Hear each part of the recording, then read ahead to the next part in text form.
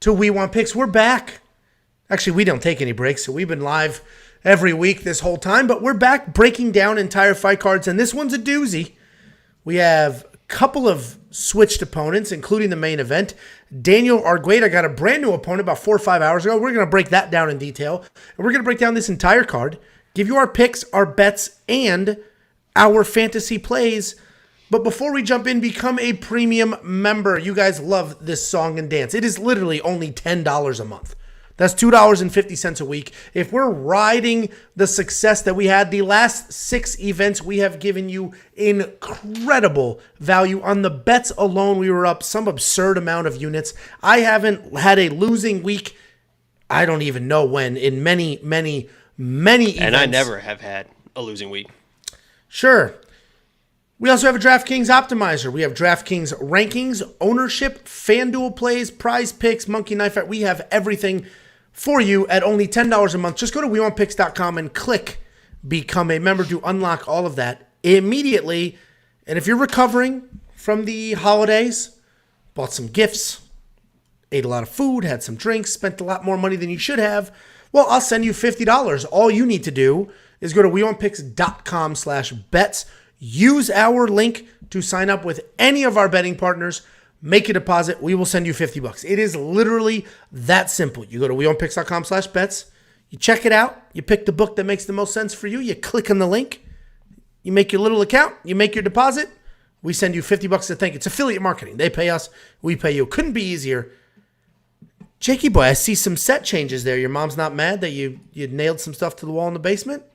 Everything is double-sided tape, so we're just kind of hoping that it holds. I got one. You like that, though, and I got one for you, too. I don't know where you're going to put it. But I've moved during the break. We moved. Look at that. I can do this. Look at this. I can do, if you have epilepsy, might be a good time to turn away here in a second. But, woo! I mean, we're going. Look at this. You it's like lock of the week just hit. That's what you. I was gonna say. It should be like bet alert. All right, and I don't know how to. Oh, great! Because I'm not doing it with that. Yeah. Oh yeah, there we go. We have a lot of degenerate fans that just see the red flashing, threw their phone in the bushes, and then ran the opposite direction. Let's go ahead and break this down. This fight is also a late addition. This was just added a few days ago. This entire card has a few fights with some very bizarre betting things going on, and this is one of them. We have Priscilla Cachoeira taking on Sijara Eubanks, opening up the card. Again, this was just added a few days ago, so this is technically short notice. It's short notice for both of them, but it is at 125 pounds, not 135, which was initially speculated. Priscilla Cachoeira, 12-4 overall. She's coming off that knockout win over Ariane Lipski. Sijara Eubanks, 7-7 overall, 2-3 in her last 5. She is returning after a year away, and she came off that bad knockout loss. It's an interesting... Did you just say, hey, let me start this off by eating something insanely crunchy next to my brand new microphone? Piece of ice. What are you, a dog in the summer? It's not summer. It was 80 today, though. I mean, how nice was it out today? I don't know about everyone else, but it was 80 degrees here today. I couldn't believe it. It was a perfect... Good. I got a nice tan. Oh, look at that. You went out in the sun after all that? Jeez. Look at the tan on this hand, huh? Holy shit. Scar's looking good. Okay. Like I said, if you want to touch it, it's not as big as it was, so pricing went down from $50 a touch to $25. But if you want to touch it, Angelo, you want to touch this shit? I'm good. Priscilla Cachoeira, we know her. She's a dog. She doesn't quit. She comes forward. She's a solid striker with some very real power, has decent pace, decent pressure. And if she ends up on top, which is not likely because she doesn't have very good takedowns, but she's got really good pressure and control from there as well. What is alarming, though, her striking differential is absurd. 4-7. She is hit 4 times. Or for every 4 significant strikes she is hit with, I said that backwards. For every 4 significant strikes she lands, she is hit with 7. So she is getting beat on, and it's typically when she gets taken down. That is why Sijara Eubanks is the favorite here, right? People think, Sijara's going to take Priscilla down and beat her up. And that's how Priscilla has lost some of her fights. And if you want to pick Sijara Eubanks, I don't think that's that crazy, right? Because we know she's a good grappler. She's strong. She's big. She can get the takedowns, and then she can control from there. She's a jiu-jitsu bully. She's a black belt. Her cardio's a bit questionable. I went back and forth on this pick, right? When I broke it down, I did my notes. I literally was like, oh, I got to go Sijara. Let me go Priscilla. This is before the odds dropped. And I was just going back and forth. And I was like, look, I'm going to go with Priscilla here because, A, we know she doesn't have any quit in her, right? She did that crazy fight with Kim. We all think she lost that fight, but she didn't quit. Like, she was a dog in that fight. B, she hits like a freight train. C, Sijara Eubanks has cardio issues. And D, I like that I stuck with letters and didn't transition to numbers. And D, she was just knocked out by a grappler. Nobody saw that coming. She's typically very durable. Was just knocked out by a grappler. So, okay, fine. But I was like, let me go with... And that was Melissa Gatto. I mean, Melissa Gatto is the top of the tippy top. Well, I said, let me go with Priscilla here. But it's a 50-50 fight. Don't bet it. And you guys know how I feel about betting on fighters in 50-50 fights. Then the odds drop, Jacobs. Well, then the odds drop. Yeah, and I was going to say, you better... There is a tipping point. There is a tipping point. And I got her plus 170. Or 178 or 180 something. What a moron I am. What a moron I am.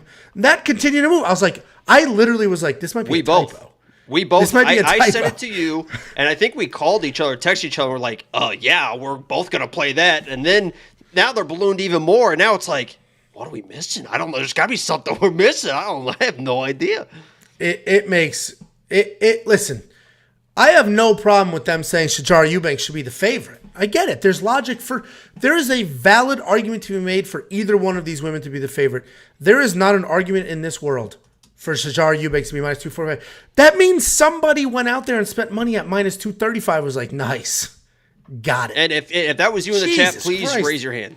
I would love to know. That's my biggest question is who the hell is putting money, and that's no disrespect to Sijara Eubanks, but she's a 7-7 fighter with cardio issues and this and that, but I don't know who's putting money on her at minus 200 to move it all the way. It's minus 240 right now. It's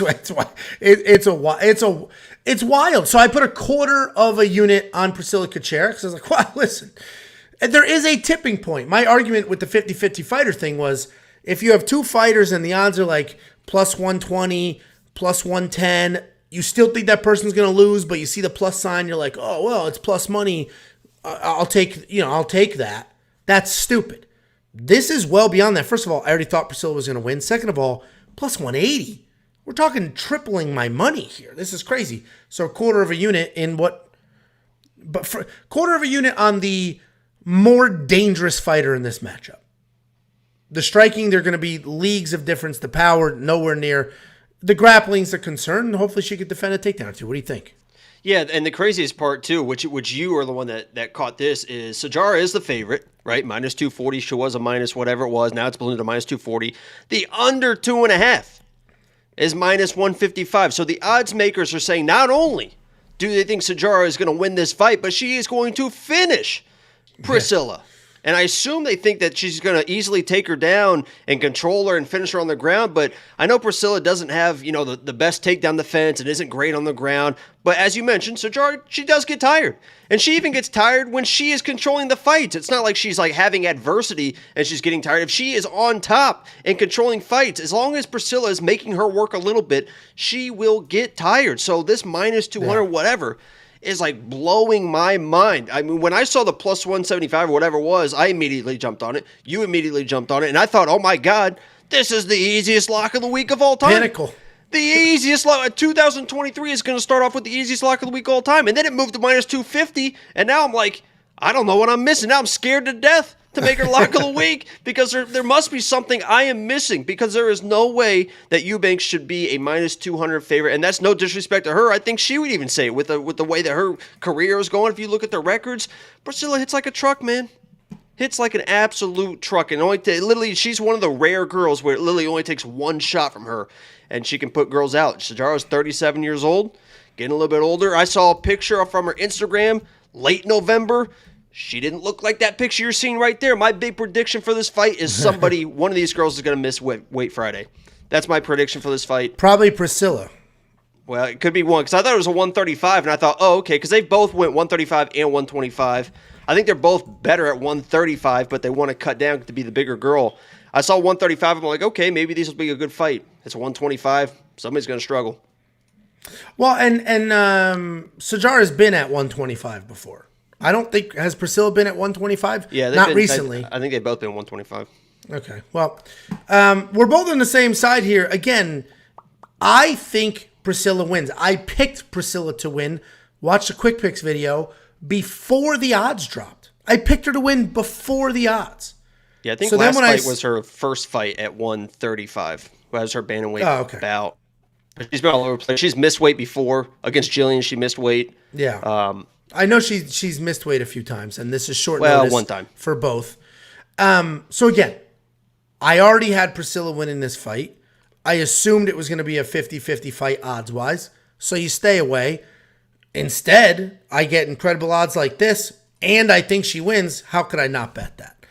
So, quarter of a unit for me, just money line, just give it a go. I mean, at plus 210, Jesus, that's better than what I got, and I thought I robbed somebody. DraftKings, 7,400 to 88. I think Priscilla Cachoeira is a decent play at $7,400 in DraftKings. Yes, she could lose this fight. If you wanted to say Sijara Eubanks is the minus 110 favorite, minus 120 favorite, I would understand where you're coming from. I understand the logic of, hey, the grappling. Got it. But $7,400 for somebody coming off an incredible knockout the way that she just did, fighting somebody who was just finished on short notice, and that picture you sent of Sijara all ballooned up on her couch, that's not photoshopped? No, I already mentioned that in my breakdown. I mean, that was I heard you say November, and yeah, I mean, there was literally. You look at her arms now, you see definition, you see traps, you see shoulders, you see arms. I mean, that was like, it kind of looked like you laying on the couch. To be honest with you, just zero definition. You think $7,400 in DraftKings is a solid play? I think it's pretty good value because, as you mentioned too, the props haven't dropped, but like an inside the distance decision no action for Priscilla is probably a good idea because I agree with you, the more dangerous fighter, especially on the feet, and she's proven that she is tough and she can withstand, wars, and even when she's tired, she doesn't quit. So it's not awful value, but we'll see how the rest of the card plays out. People loving the new thumbnail. Who made that? You did. You do. Yeah, good. Congratulations. And how much Photoshop did I use for your face? I mean, there was quite a few airbrushes going on there. But I'll be honest, I used it on mine too. I filled in my beard a little bit. I filled in the beard a little bit. I filled in the beard a little bit, but the scar is real. I had to put the scar in there. Anyway, Monkey Knife Fight, 62 to 56. I'm not going to touch Monkey Knife Fight here. If you don't know what that is, it's daily fantasy. You just say more or less on the strike lines, and if you're right, you can triple your money. 62 to 50. The problem is we don't know where this fight's going to go, right? Priscilla's got that insane power. It could be a dog fight. She can get taken down. Like, there's too much going on here. I'm not going to touch the Monkey Knife Fight. Strike line, we already mentioned the bets. We already mentioned DraftKings.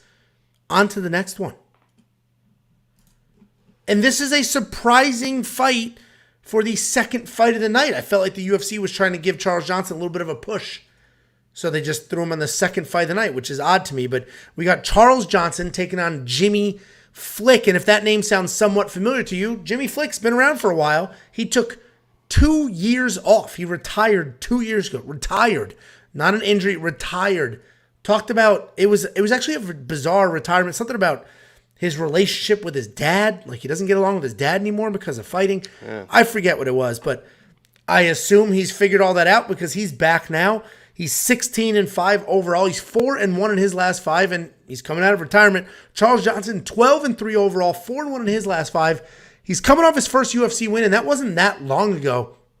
That was over Zhalgas Zhumagulov in an interesting fight where a lot of people thought maybe Charles Johnson sort of lost, and he was just he got taken down, he got walked down. But then he started to hit a rhythm. It was a very slow start. He basically gave up that first round. But then he hit a rhythm. When he hit a rhythm, he looked pretty good. Like, very smooth, fluid. But what's interesting about this fight, we just talked about last fight and the bizarre odds in that fight. This one has had a wild swing. Charles Johnson opened up at minus 120. Very slight favorite. He flew to minus 500. There are people out there that spent minus 450 and loved him at that. And then that came whipping back, and now he's at minus 305. This feels appropriate. Essentially a 3-1 favorite over a guy that came back after 2 years. This feels minus 500 did not feel appropriate. That was way too wide because Jimmy Flick is good. He's been gone for a couple of years, but he's a very well-rounded guy. Mostly a grappler, though, and he'll throw up some Hail Mary submissions. He caught Cody Durden kicked. He caught that kick and then just threw up a flying triangle. It was wild. It was wild. He's willing to take risks. Solid grappler. Charles Johnson has some power, but he's a busy boxer. He's got some solid kicks. He's really just a cardio machine with pressure, confidence, and he will outstrike you once he starts to hit that flow. But he's not going to come out there and take your head off in one shot. Jimmy Flick, the far more dangerous fighter. I do think Charles Johnson gets it done. You don't just leave for 2 years full-blown retired, meaning might not be training, might not be doing those things. He full-on retired. You don't just come back after 2 years and, somebody like Charles Johnson, that well-rounded, good enough to not get taken down, good enough to not get submitted. I think Jimmy Flick's going to have a little bit of a tough time. Charles Johnson should get this done. The 3-1 odds make sense to me. Charlie's the pick. What do you think, Jakey boy? Here's what I'll say about Charles Johnson, and that is the fact that, yes, he is the better, well-rounded fighter. On the ground, I think that Jimmy Flick is definitely the more dangerous guy and the better grappler. And we always go back to the Makaev fight, right? And a lot of the people are going to be like, oh, Makaev did not finish Charles Johnson, so how can Jimmy Flick finish Charles Johnson? Because Makaev was, I don't know what he was, minus 500, minus 600, something crazy in that fight versus the short notice UFC debut of Charles Johnson. And for good reason. He pretty much dominated that fight, but he didn't submit him. In that fight, Charles Johnson knew what the game plan was. He knew that he was the underdog. He didn't want to come in the UFC debut and get finished. So he was defensive, right? Everything he was doing was make sure I don't get submitted. I can get taken down. I'll get back to my feet. But as I'm getting back to my feet, I don't want to get submitted. Against a guy like Jimmy Flick, where he is the big favorite, things could be a lot different. If Jimmy Flick maybe shoots a takedown and is working towards his back, Charles Johnson might not take him as seriously as he would like a guy Makaev, because this is a big favorite, 2 years off. What is this guy? What is this guy Jimmy Flick? What kind of name is that? What is he going to do to me? That's how I would think if I was Charles Johnson. And to double down on that point, you kind of saw that attitude in the Zolgis fight. He was kind of just dancing around, taking his time in a very, very close fight. A lot of people thought he lost that fight. And then to put the cherry on top, afterwards he said, oh, I thought I won all 3 rounds. It's like, so this guy is like, I understand cocky, I understand confidence, but at some point you have to be real, especially in a fight. In that Zolgis fight, he was not real with himself. He just thought he was dominating the fight. Even afterwards, he wasn't real with himself. So if this comes to a point where this fight is all of a sudden close, maybe Flick is able to get a takedown, get his back, control him, and it's a 1-1 going in the third round, I can't trust Charles Johnson. He's going to be thinking he won the fight. So yes, Charles Johnson's a better overall fighter. Yes, he should win this fight. But if there's a weird grappling exchange, I think Flick can find a submission, even though Makaev didn't.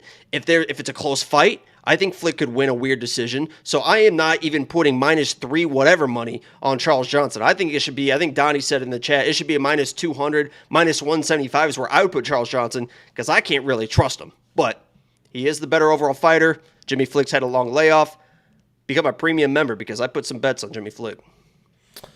Speaking of premium membership, it's only $10 a month. It unlocks all of our bets.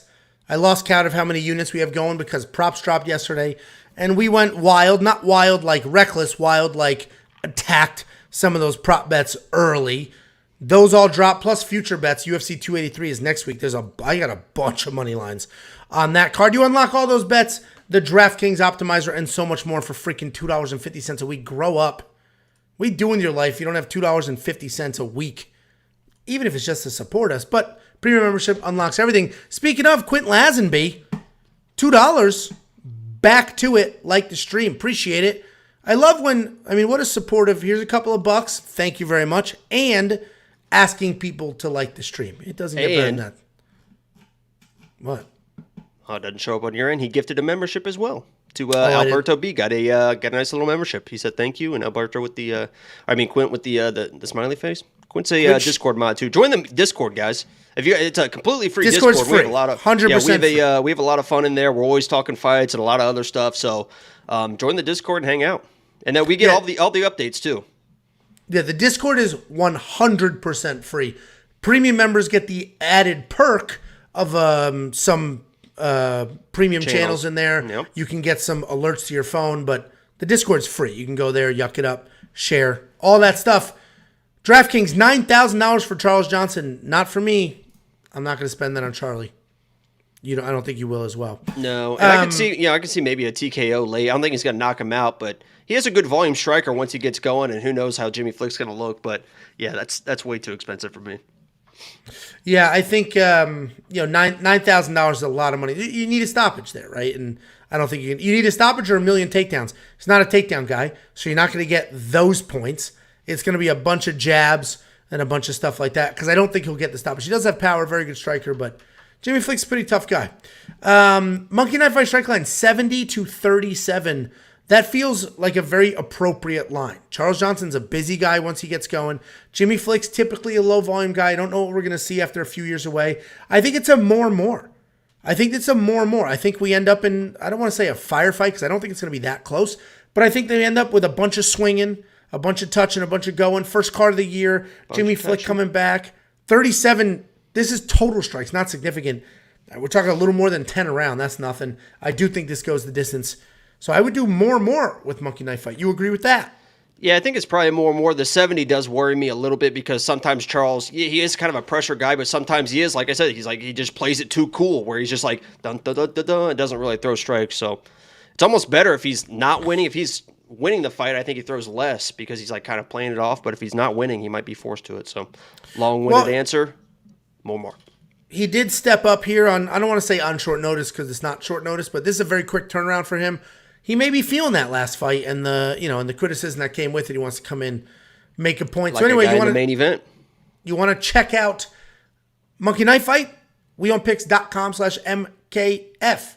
They will instantly match your deposit. So you give them 20, they'll give you 20. Give them 100, they'll give you 100. Take the free money, play some of these lines, including this one. Next up, at UFC Vegas 67, we have a swaparoo. This happened today. We're live Tuesday night. This happened 4 or 5 hours ago. We already did the tape. We already did the research. Let's break it down for you. You got Dan Argueta getting a new opponent, Nick Aguirre. Nick Aguirre. I think it's Aguirre. It is. I think it's Aguirre or something that. It's not how it looks. I know that because when I was watching film or whatever, I was like, oh, that's how you say that? That is how they were. All the regional commentators were saying it. Indiana, anyway, and they know. Well, the problem is they don't have all their teeth from the meth, so it's hard to enunciate. He's 7-0, Nick Aguirre, with 7 stoppages, 6 of them in the first round. Dan Argueta, 8-1 overall, coming off the short notice UFC debut loss to Damon Jackson. And this is a grappler versus grappler matchup. Dan Argueta, he's short, stocky, thick guy. Half the time, he doesn't even bother throwing strikes, just starts diving at legs, trying to get it to the ground. He's a very, very good wrestler. Decent jiu-jitsu, right? Not amazing jiu-jitsu, but decent jiu-jitsu, good offensive wrestling, good pressure. And if he gets his hands going, he could be somewhat busy. I mentioned he coming off that loss to Damon Jackson. That was short notice. And listen, Damon Jackson struggled a little bit. He backpacked Dan Argueta, controlled him, but Dan Argueta landed double the strikes and got a takedown. It was the control time that lost it for him. But again, short notice UFC debut. Nick Aguirre, he's stepping up on very short notice. This was announced today. They were probably working it last night. This is very short notice, but he's not a big guy. This is at 145. Nick has fought at 45 and 35. Again, he's making his UFC debut, undefeated, all stoppages. He comes in, he will strike a little more than Dan does, and then he's just looking for the takedowns. He's also a grappler trying to get it to the ground. He's probably the better grappler between the two of them, just jiu-jitsu-wise. I don't think he's the better wrestler between the two of them. This fight will come down to who's going to shoot first and what's going to go there. I do not get the impression that Nick is a strong, fast, powerful guy. 7-0, that's incredible. All stoppages, good for him. His opponents' combined records are 11-29. 11 and 2 of them have 0 wins. One's like 0 for 10. The other one's 0 for 7. Only one of them has a winning record, and it was 4-3. So, yes, he's destroying these people, and that's what he should do. So, congrats to him. He may be 7-0 on his way to 30-0. But I didn't watch tape and go, this guy's good. I saw tape and I was like, okay, he's going to throw those strikes, immediately start shooting. And I didn't see anybody defend a takedown with any grace whatsoever. I think he's going to have a much harder time with Dan Argueta trying to take him down because he's an actual wrestler who has accomplished things in wrestling, and he's not just going to stand tall reaching over the body, right? He's going to defend these takedowns. I think Dan gets it done. Minus 500 doesn't sit that well. That's a bit wide. It's minus 600 now. Yeah, that's wide. That's very, very wide. At minus 500, I would have considered parlaying it, but the only book that has this right now is Bet Online, and they lock parlays early to make sure they don't. Yeah, it's kind of annoying. They usually have them unlocked by now, and it's really kind of pissing me off. They're typically not even locked during a normal cadence. It's because we haven't had fights for weeks that they're like, probably like their timeline's national all championship game, and they got their timeline's a bit off. It is annoying, but anyway, I think Dan Argueta wins this fight. I do like the under. I have a small bet on the under. You want to check that out on Premium? Go check it out on Premium, see how much and what odds I got it at. And if you're a Premium member, you got the alert the second I placed it. I imagine, what are the odds now for the under? Minus 200. Yeah, so I imagine those are going to move as well, especially this is how betting goes. The money line takes off, and then people just start betting the under because the money line's not affordable anymore. So that minus 200 is not going to be minus 200 for much longer. You think Nick's like really good. That was a statement and a question and a pause. You're up. Yeah, I was going to say, first of all, that I think that's a good bet. I think that's pretty good value at minus 200. Even if Nick comes in and looks like fantastic for whatever reason, it's maybe he can find something weird on the ground. But yeah, this should be a Dan Argueta play, as you mentioned. Probably the better. This is probably the same matchup for him that it would have been with Isaac, except for, surprisingly, I think Nick is probably just a slightly better striker. He actually looks like he knows how to throw a punch, and that's really kind of, it's actually, I was going to say no disrespect, but that is pretty disrespectful to, to Isaac, considering he's a fighter. So I think it's pretty much the same game plan for Dan, which will help him. It's not like he's coming in fighting a kickboxer. It's still another grappler. Nick is probably like, if Isaac is an A on the ground with this wrestling and his grappling, Nick is probably a B, where Dan is probably that, the A minus B plus. So he shouldn't have really too many issues on the ground as far as getting takedowns, controlling positions. But I will say, and I mentioned to you before the live stream, Nick is, do you want to say it or do you want me to say it? Should I? Whoa, actually, let's do this. Nick is the #1 rated featherweight in Indiana. So he's bringing that stuff. He looks like he's from Indiana. Look at this kid. Actually, I think he's from Illinois. But look at him. He's that is the best athlete Indiana has to offer. Look at this dude. Look at him. Congratulations. Darren Elkins is the best athlete. Congratulations, Darren Elkins and Larry Bird. Wow, and Michael Jackson was a And where's Dan Argueta from? Where's Dan Argueta from? Not Indiana. Northeast? Yeah, not Indiana. He looks a little northeasty, huh? That's what your jawline should look like, Well, that's what it looks like in the thumbnail. You're welcome. Yeah, thank you so much. But he's #1 rated featherweight in Indiana. But yeah, this should be a Dan Argueta play. I wouldn't be surprised if there's a weird scramble and all of a sudden Nick is grabbing his back, because he does look like a very aggressive grappler in the jiu-jitsu exchanges. So maybe there's a weird scramble. The same thing happened to him against Damon Jackson, right? I mean, there were some weird scrambles. Damon ends up on his back. But, I mean, this should be a Dan play all the way. And we'll see how it plays out. I do like that value that you got at minus 200 on the under 2.5. Yeah, thanks. I guess you don't need to sign up for Premium anymore. We gave it all away. What a joke. Boy, you didn't say how much you put on or anything, but that's my story. They just dropped it like 5 minutes ago. So the money line moved. The under's going to move. Now the under's going to move. Because like I said, people are going to see the money line like, that's not minus 600 I agree is still a little crazy. Yeah, no. So people are just going to start hammering the under, and then that's going to take off. So, DraftKings pricing. We know that Dan Argueta is going to be $8,600. Because what I love about DraftKings, they don't touch, when you get a new opponent, they don't touch the original person's pricing. That is locked in. Dan Argueta could be fighting a kindergartner. They won't touch it. He could be fighting for the belt. They won't touch it. He was $8,600 before. He's going to be $8,600. Now, they'll do whatever they want on the other side. They're not going to lock in the new person to the old pricing. So, I did not love Dan Argueta at $8,600 before. You and I both picked Isaac to win. $8,600 now, that's not the worst money you could spend. That's not terrible. Yeah, and he's a pretty aggressive dog as well. I mean, you saw that in that Damon Jackson fight in the third round. He knew he was down. He came out and really put the pressure and had Damon Jackson really kind of running away. So if he comes in, I think he knows that this is a big opportunity to show out. Not only was it a good opportunity versus Isaac, who's a pretty good talent, but now you have a short notice opponent. You can make a name for yourself on the first card of 2023, and I think he's going to do just that. So yeah, it's pretty good value.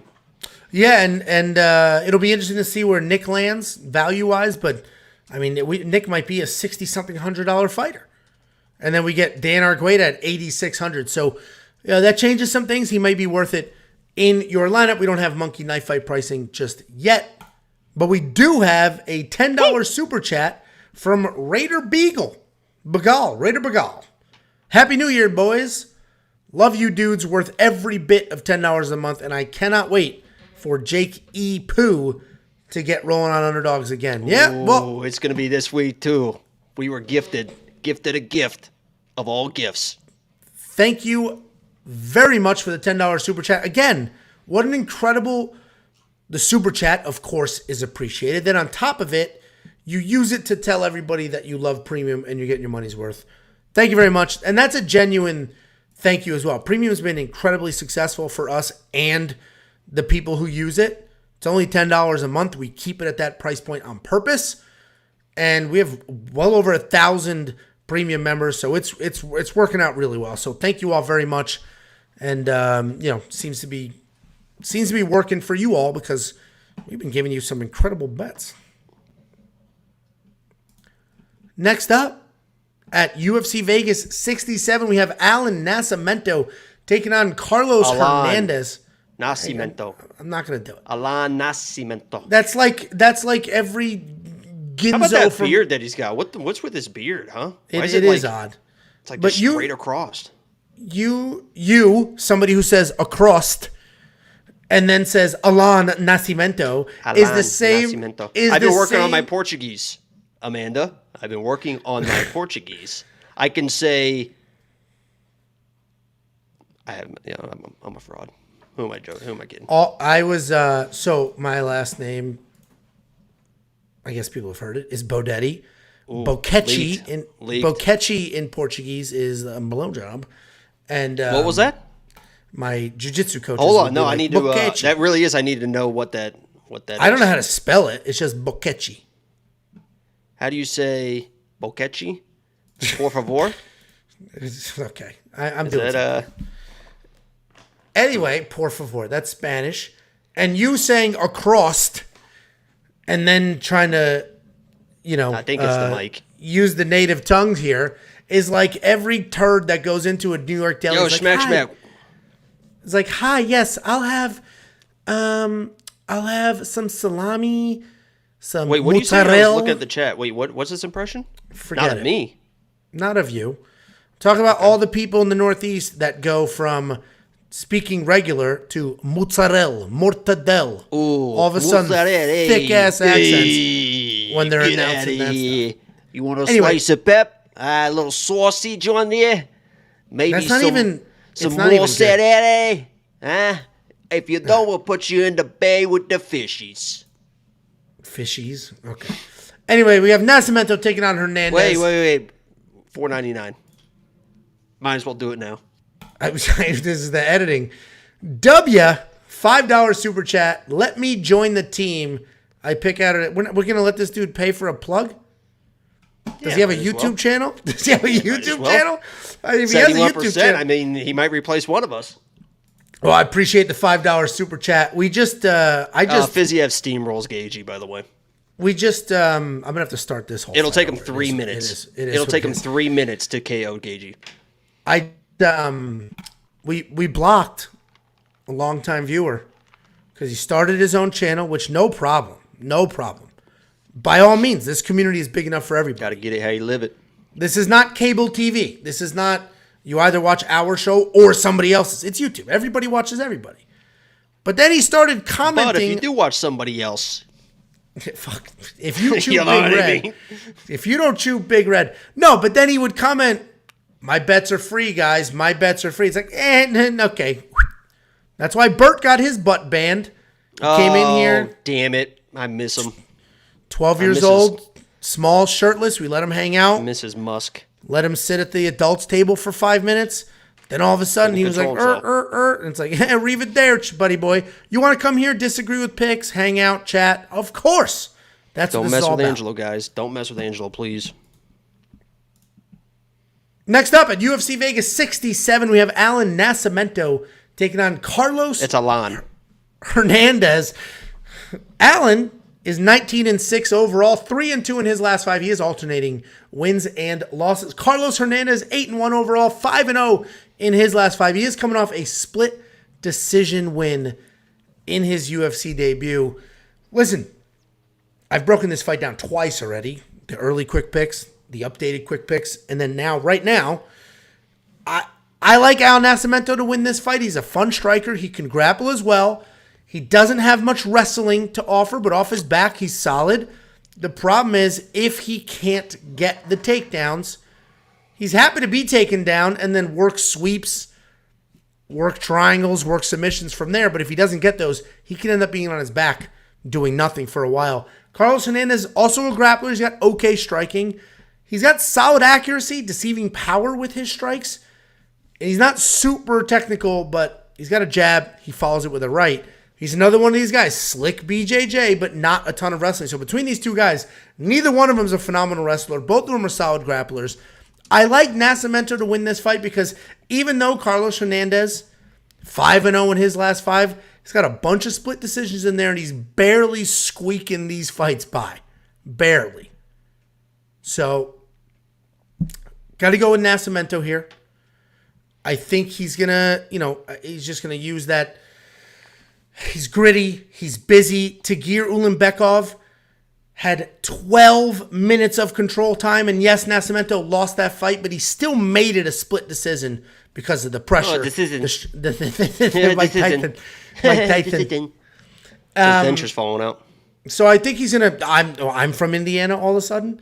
So I think he's out and show him. Honestly, I think he's seriously. They want to see it. It's like honestly, it's like a party trick that he does, but I bet he won't do it right now. It's so funny. Pop him out. First of all, now people are going to think that's a thing, which is fine. Don't act like it's not a thing. Don't act like it's not a thing. Between the two of us, my teeth are very flawed. Yours actually look fake. Well, I mean, they're not. So don't try to turn around on me. To pop those things out. Let them see. Anyway, I like Nascimento. That's so stupid. It's so stupid. You can do that with literally anything. Literally anything. Show him the fake foot, Edge. Show him the diabetes foot. you can do it with anything. And as soon as I'm like, show him the gangrene on your elbow. As soon as literally anything. Anyway, I like Nascimento to win. I'm not loving him at the minus 330s. I think this is closer than that. You made some stupid, absurd when I said he doesn't have great takedowns. Look at his takedown accuracy, you absolute clown show. Go ahead, break it down. I mean, he's fought good wrestlers. I think he's got pretty good takedowns. And the biggest thing he has going for him in this fight is probably his size. Honestly, I mean, the guy is absolutely ginormous for the division. When you guys see them in the octagon, it's going to look like different weight classes because he is a big dude, and he basically is what Ryan Hall wishes he was. I mean, the way that he throws kicks, because Ryan Hall, all he wants to do is 2023, I got my Ryan Hall reference in very early. But, I mean, that's what Ryan Hall wants to do, right? He wants to throw kicks, says he doesn't mind if you catch a kick and take him down because he can work his jiu-jitsu. The difference is Allan Nascimento, he throws kicks, man. I mean, he throws those heavy. He throws head kicks. He throws leg kicks. I mean, he throws those things heavy, and it is nonstop. And he pressures and pressures and pressures with those kicks. And I think his takedown's a little bit better than what you're giving him credit for. And you mentioned the split decisions as well. He loses, and if all those split decisions flip, by the way, I think he has like 3 or 4 split decision losses, and most of those are because, as you mentioned, I mentioned the split decisions for Carlos. He's barely squeaking the wins by. Oh, well, Nascimento has, I think, like 3 split decision losses. You flip those, all of a sudden Nascimento is one of those guys up at the top, and I think he can be one of those guys. If he does improve his hands a little bit, as you mentioned, the offensive wrestling a little bit, but when he is on top of people, that last fight versus Jake Hadley is a very, very, very, very good grappler and very, very good off his back. He has no problem fighting off his back, working sweeps to get back to his feet or threaten submissions off his back. Nascimento had 0 issues with Jake Hadley. Absolutely zero. I mean, floating with them, staying on top, keeping positions while still putting through. It wasn't just lay and pray either. He was still putting through damage, threatening his own submissions. From that, I saw the absolute control that he can have on somebody, and I don't think Carlos Hernandez is the same level of grappler as Jake Hadley and isn't as physical as Nascimento. So, I actually think that the minus 300, minus 330 is pretty spot on for Nascimento. I think he's very, very high level on the ground, where Carlos, that's where he wants to excel. He's not going to be the same level as Allan, and on the feet, he can definitely do enough to get to those takedowns that he wants to get to. So, I actually love Nascimento in this matchup, and I'm not going to play the minus 300, minus 330, but I think those are spot on. Yeah, listen, I think they're a little wide only because, as I mentioned in my detailed breakdown, I just don't. If Nascimento doesn't get the takedowns, he will play jiu-jitsu off his back, and he's too comfortable playing jiu-jitsu off his back, and then he ends up different. I think he looked pretty aggressive because there were some moments there where he could have just went to his back for Jake Hadley. He didn't. He kept top position the whole time. Sure. Yeah, but that's Jake Hadley. But yeah, I hear you. And Jake Hadley's very. I mean, he's been doing jiu-jitsu since he was like 7-8 years old. And the guy's very good. He did just win. The second he gets off on his back, he's throwing up mission control. He's doing almost plot. I mean, he's doing everything off his back. Mission control. What a don't make fun of Eddie Bravo. Absolute dork. No, you're making fun of you. Dork. Well, that's the 10th plan. I mean, that's what you've never set foot in mission control. You've never set foot. I watch a lot. I mean, I watch more tape than anyone. I know Eddie Bravo. That's his thing is mission control, the rubber guard, 10th planet jiu-jitsu. You like Nascimento enough to spend $9,100 in DraftKings? I don't. I think he gets the takedowns and gets the control, could find a finish. So I have a bet on this already. It's not the money line. Become a premium member. It's only $10 a month, and you'll see what that is. But I think he finds a finish. I think it's pretty good value. Yeah, I mean, listen, I think Carlos isn't very dangerous, right? I don't think Carlos is a dangerous guy. No, he's a split decision machine. Right. So, no, I think Nascimento wins. I'm more conservative. Here, let's acknowledge this. $5 super chat from W.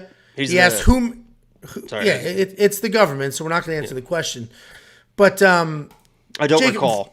Thank you very much for the $5 super chat. If anyone ever asks you a question, guys, first of all, get a lawyer no matter what, and then just say, I don't recall. Very easy. You'll get you everything. I bet I'm a much more conservative gambler than Jacob is. That's just he's more of a feast or famine, and when he's up, he's up, and when he's down. I'm more consistent. 2 units, 3 units. I'm more smaller units, or not smaller units, smaller bets, and a little more conservative. So in this case, you're confident Nascimento's going to win. 330 doesn't bother you. I think Nascimento wins. I am not 330 confident, and that's just a preference in stocks. I would say you are a bettor, and I am a gambler. Is how I would. Is how I would probably put it. That's a fair way. But I don't throw darts at the wall, right? Everything has a everything's logical. Everything's logical. You'll my bankroll's just a little bit more. You'll take different risks. I'm not spending that in DraftKings. If you want to, go for it. I get the logic. 61-63 Monkey Knife Fight Strickland. What do you think?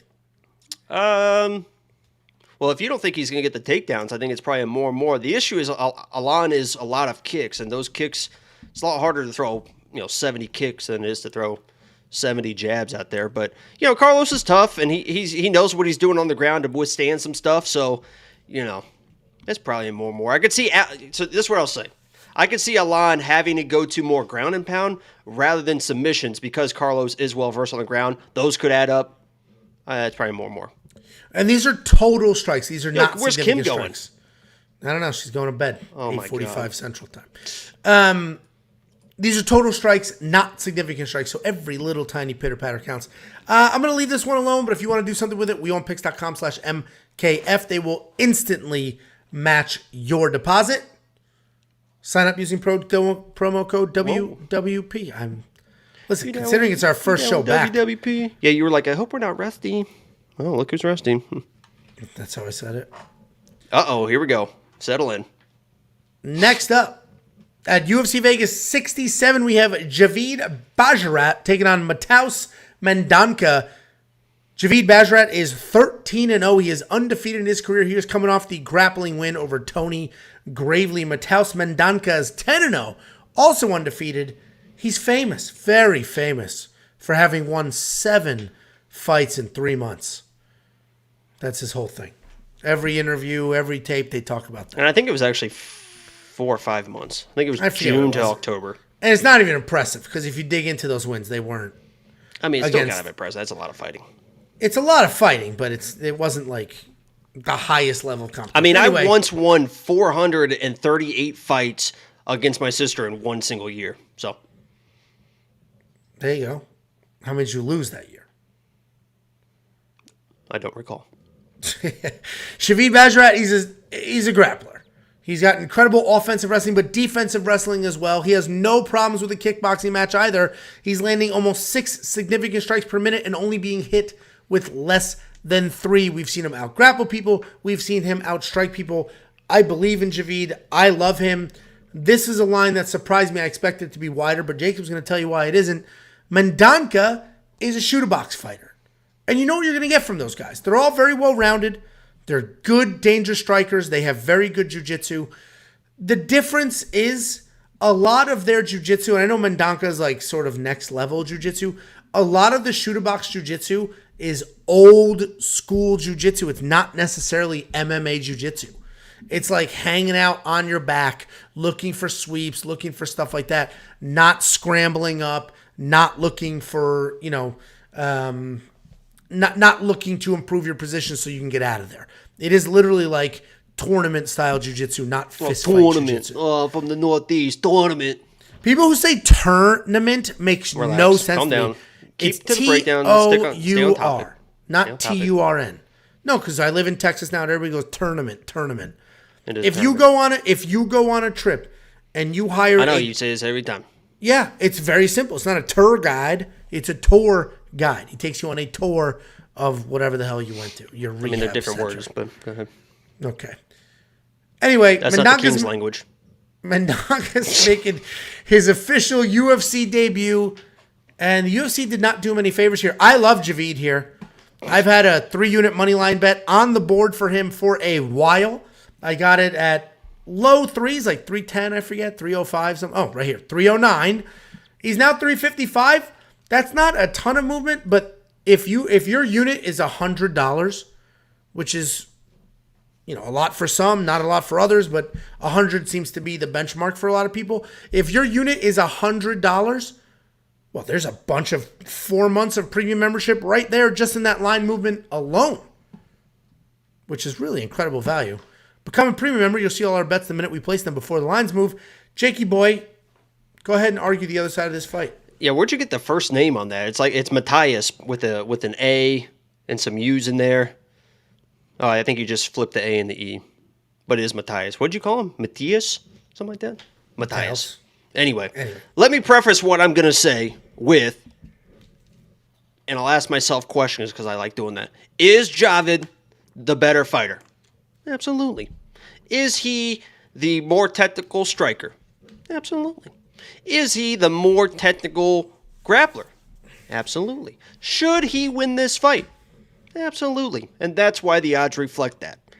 Now, let me tell you what's actually going to happen in this fight. Because my dude, Mateusz, is an absolute dog. I'm talking a dog of a dog. And he is going to come in like those shoot-a-box kids do.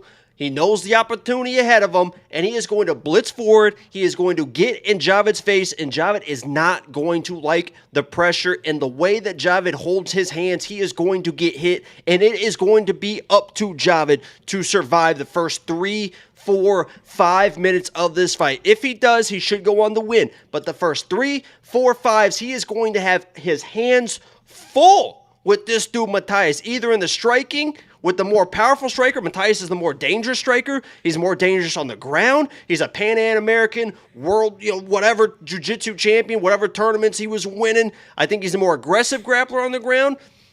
It's going to be 3, 4 minutes of everything that Javid can handle. And the way that Javid holds his hands, right?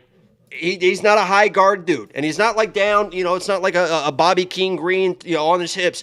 But he holds them low. And Tony Gravely, Tony Gravely was able to hit him, hurt him, and repeatedly land big shots. This dude, Mateus, is going to come in. He's going to throw wild shit. He's tough. He's a dog. He's going to be coming with pressure. I hope he doesn't try to grapple because I think Javid can survive in the grappling. I think the striking and pressure of Mateus is where he's really going to shine. I think he's the more dangerous fighter. I'm going to pick him. You know, the bets I'm going to play, I'm not playing a money line bet, but I'll find something for him once they haven't dropped the prop bets yet. But something inside the distance. We'll see what the odds are, but I'm going to pick him. But Javid should win this fight. So I'm not going to argue with you like a ton, but we can argue a little bit if you want, you know. Does that make sense, though? I mean, if Javid survives the first round, I don't know how much Mateus has to offer in a UFC debut, you know, aggressive style fight. So honestly, not much, because if he comes in too reckless, if he comes running in reckless with his hands, Javid's going to take him down. Bang, done, down. No. Okay. Sure. You want to bet? With the odds, yeah. But you're positive your guy's going to win. What do you need odds for? No, I'm not going to bet at these odds. I'm not going to bet I these odds. never said I'm positive he's going to win. I literally said that Javid should win the fight. So I want the odds if we're going to bet. You're the one that said, you literally told me. I already have 3 stop units for a second. You didn't say it right now, but you literally told me, I think Javid should be a minus 500. So give me 500 odds. I already have 3 units on him. I don't need any more. I'm good. You look stupid enough when it's all said and done. I love Javid Basharat. $9,200 done. DraftKings lined up. We'll see what the takedown prop bets are. If you don't know, Bet Online offers takedown prop bets. They offer 2. One is who's going to get more takedowns in this fight, and it lists those fighters, and there's odds, and you pick. The other is they set a line. Javid Basharat 3.5 takedowns. You can bet more or less. Mateusz Mendonca 2 takedowns, more or less. Whatever. A little disrespectful. Don't disrespect my Portuguese brethren and sisterin. Okay. You're see-through clear. Positive you are of no meaningful ethnicity. Anyway, when BetOnline drops those, usually Thursday, sometimes Wednesday, it's different every week. When BetOnline drops those, I'm going to take a look. We may get lucky with a Javid Basharat line that's way too high or low, or just the minus 200 on who's going to get more. So I'll take a look at that. If you don't have BetOnline. Yo soy portugués. Okay. If you don't have BetOnline in your sportsbook carousel, give it a go. They have more prop bets than literally any book and the earliest lines of every book. There's a couple annoying things like parlays, but you should be using multiple books anyway. Head on over to weonpicks.com/bets. If you use our link, you make a deposit, we send you $50 as a thank you. You really can't go wrong there. You like Mateusz at $7,000 in DraftKings? Jesus. I had to just get it done real quick. Because you were about to ask me a question, so I So mute the microphone. I don't know why you're like, let me get something. This microphone is just the mute button's it's like a touch screen on the mic. So okay. I'm scared to touch anything, to be honest with you. That's usually how my dates go through. Okay. $7,000? Okay, here's the triangle. There it is. I think we've gotten to the bottom of this bullshit. I do pick him to win, though. For picks, I mean, that is 100% serious. I think he's a more dangerous fighter. I think Javid's a little bit overrated. And not dangerous in his own right, either. I don't think you think that Javid's a super dangerous guy. He doesn't need to be. Just no, I don't. I agree. I'm just saying, like, for a finish or whatever, I think Mateus is a more dangerous guy, can win this fight. And I think he will win the fight. All right, well, literally not putting any of your money where your mouth is. Pretty pathetic of you. 81-53. This is another monkey knife fight strike line I'm not going to touch because 81's pretty high if this is going to be grapple heavy, and 53 is pretty low if you look at Mendonca's other 11.25 average based on his Contender Series fight. So I'm going to leave that alone. Let's get this guy an actual fight in the UFC, go from there, and look a little closer next time. Oh, shit. I just beat the shit out of my mic. I got excited. Joey T. I don't know if you saw that. Just renewed his membership. Can you see it, or do I need me to read it? There it is. Congrats. Joey T celebrates 20 months of membership. Whoever hasn't liked or joined the family, what are you waiting for? We On Picks is the best. and only $10 a month. Appreciate it. Joey does not work for us. Yeah, we don't pay these. We promise we don't pay these people to post this stuff. But I do appreciate that very much, Joey. The website's getting a little bit of a facelift. Speaking of jobs, we have a couple of job openings. A couple are paid. Take a look. I don't know where they are or when that'll be up or ready to go. Josh is watching. He'll let me know in a text at some point. But check it out. Actual people with some actual skills, please. Please. I can't deal with. Not you, Jester. Or Jacob. Next up. Remember that thumbnail again? Thanks for the one thumbnail. Next up, at UFC Vegas 67, we have Mateus Rebecki taking on Nick Fiore. This is another short notice switcheroo. Nick Fiore stepping up on short notice. Mateus Rebecki, 16-1 overall, 5-0 in his last 5. His last loss was all the way back in 2014. Nick Fiore, 6-0 overall. His entire career, 6 fights. He won all of them, and he is stepping up on short notice in his UFC debut. Similar to the other Dan Argueta short notice switcheroo, we got 2 grapplers here. Mateus Rebecki is a relentless grappler. He marches forward. He will throw a giant 1-2 and then just start diving at legs. He will hang around for striking matches on occasion. Every single punch that he throws is with 100% intensity. Certainty. Oh. Certainty. The wall of shame. Or stupid music. His opponents... I don't know why. I don't know why I did that. Yeah, it was a little... I'd like an apology a little bit. Well, he can be reckless. Rebecki comes out there. He can be a little bit reckless, leaving him open on the feet and giving his opponent some space to work on the ground. So even though he's a good grappler, he can be a little too, instead of settling into a position, he'll be bouncing around, give people some space. Nick Fiore stepping up on short notice, and he's not getting the easiest fight to come into the UFC for a debut. He is a grappler. He does have a BJJ black belt. His takedowns are just okay, but they're not what you would like him to have, considering that Brazilian Jiu-Jitsu is his strongest suit. He can be hittable, right? He's got a nice step-in jab. He's not a striker, and he has a wide guard. It's not nice and tight here. It's like here. There's a lot of space. People can get in there. Mateus Rebecki throws those big punches. That's why has the takedowns. You can get a couple people in there. I like Rebecki to get this done. I think he's going to steamroll Nick Fiore. Nick may surprise us with that jiu-jitsu black belt.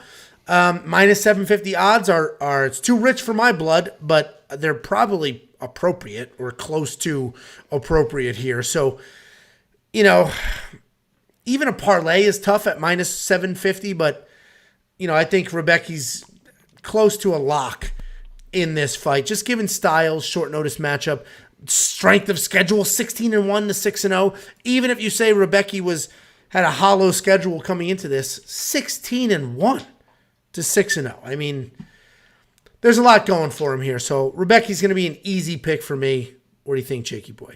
Yeah, and as I mentioned to you, and I can't remember if you mentioned it, and I apologize if I'm saying it again, but, 6-0, and 2 of those wins, his first 2 professional wins are against the guy from the Northeast at 16-100. I mean, the guy is a professional loser. You can literally pay him to get a couple pro wins. That's exactly what Nick did. He came in, he was 2-0 versus the same guy, submitted him twice. And the rest of his record's pretty hard. I think the last guy he beats like 16-20 or 16-26 or whatever. But I mean, that's how the regional scene goes, right? It's hard to criticize the regional guys because, that's why there are regional fighters. They're just not very good. So it's hard to find somebody with a regional record that is really, really solid. But that does play a factor because, Rebecki is a much better fighter than anything Nick's ever seen. But as you mentioned, Nick is not even just a black belt. He's a Renzo Gracie black belt. So he's a real deal black belt. So that maybe there's a weird scramble, but Rebecki is not just like a Russian wrestler that just wants to lay and pray. He's also a grappler as well.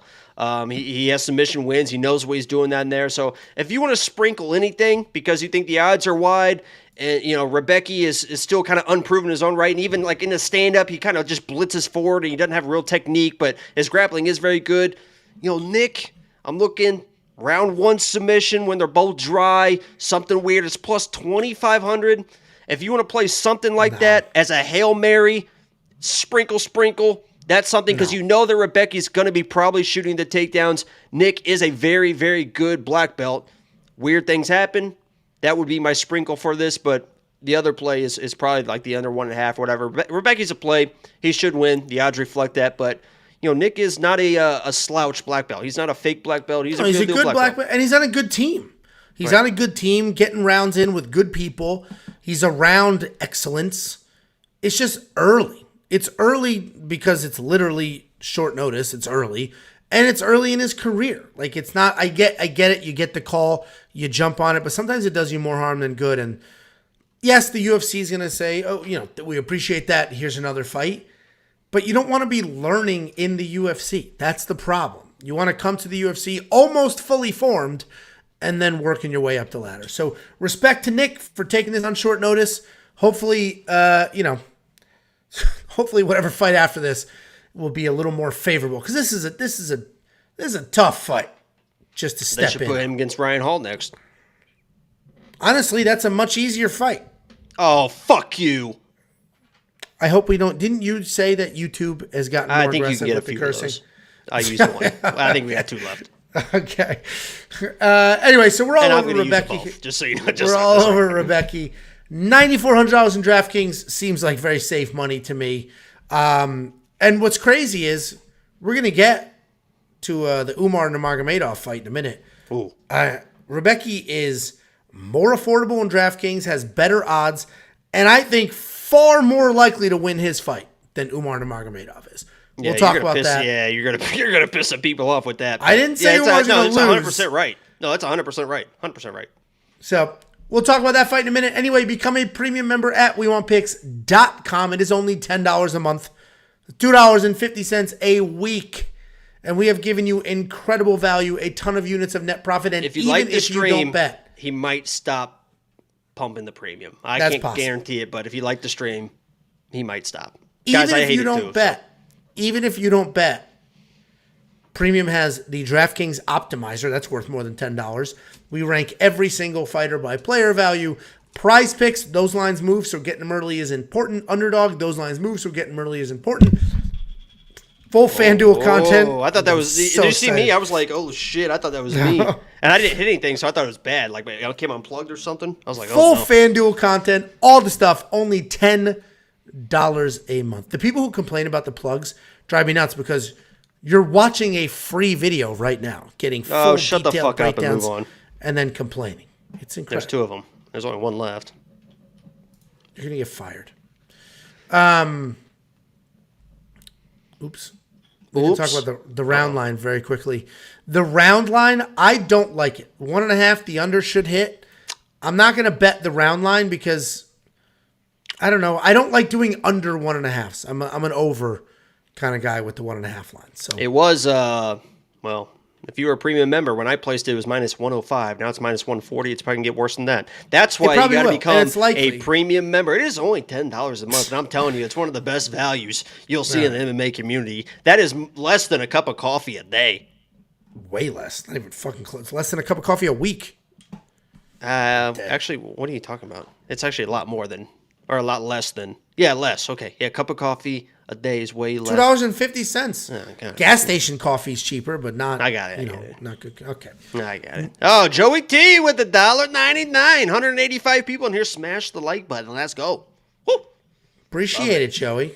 All the support back for 2023 feels good. I see you guys all in the chat too. A lot of regulars, some new faces. Well, if you're a regular, let me know. If you're a new face, first stream. Let us know what we can do better. We appreciate it.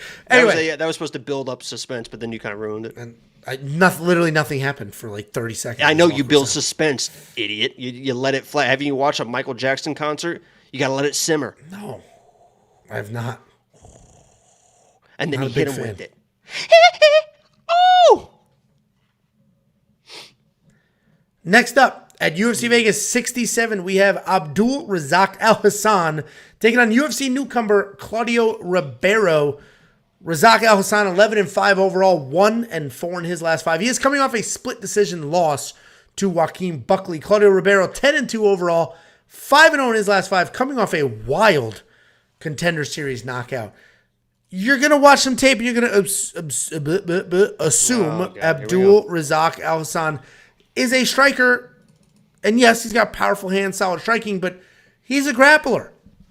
He's incredible judo guy that doesn't use judo. Oh my God. That doesn't use his judo. And you know what it is? It's because I'm sober and I have drank. Got the shakes. I don't drink on nights. Put your hand out like this. Oh, surgeon, baby. Surgeon. I don't drink on nights that we film these because, this is. And I don't drink at all. My body is my temple. Yeah. And, but, I went on vacation. It's been the break. I think this might be the first day not drinking in like. Might not make it. Long time. Since the You're Wednesday after. You're not supposed to cold turkey withdrawal like that. It's very dangerous. Nah, listen. I got it. You got the sweats a little bit? Those are meat sweats. Very different. What'd you have for lunch? Oh, I made a tuna sandwich. Jeez, you and tuna, man. There's got to be something. I love There's got to be something like biologically wrong with you, the way that you like tuna. Tuna's like something that like people are like, yeah, I'll get it. It feels like a safe pick, right? If you're, it's tuna. I love tuna. You love tuna. And I'm gonna take this $5. Oh my God, Joey T's girlfriend left him. What? Sorry, Joe. Oh my God, you actually kind of scared me because we were just talking about in the chat in the Discord. Joey T said he said his girlfriend woke him up Monday morning and said, "Wake up, it's fight week" or something like that. And I was like, "You better just marry her." Well, there's the third F word there, but Jesus. I was like, "You better marry her." Woke him up to say it's fight week. Thank you very much, Joe. Very love. Very appreciated. Kim would do that for me. Anyway, we got to break this fight down.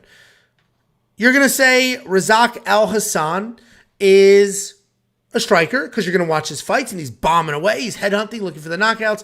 But he's a high-level jiu-jitsu guy or judo guy that fell in love with his striking, and now that's what he does. He's not using the judo as much as he should. He is coming off a split decision loss to Joaquin Buckley where he got 3 takedowns of his own, but he gave up 5, which is not a great look. Claudio Ribeiro making his UFC debut. He's incredibly powerful. He earned a UFC contract with a wild left hook on the Contender Series. He has insane power in both hands, and he just bombs away while marching forward. He does not care what comes back his way. Yes, he is hittable. He trusts his chin probably a little too much, but he will come forward wild and try to make something happen. He's not worried He's not worried about the takedowns. He does have professional boxing experience. It does show in his fights.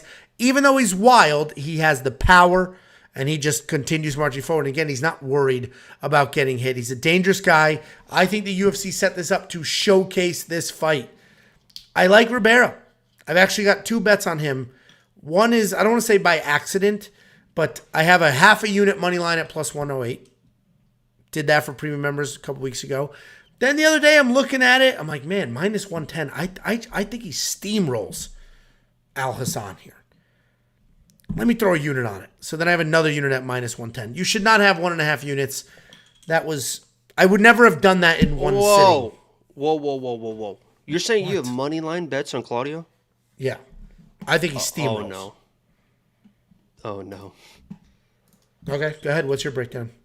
I think there's a 50-50 shot that he does win this fight. Let me first say that I know a lot of people are saying the under is safe. Pick the under, whatever. Minus 245 feels a little bit heavy.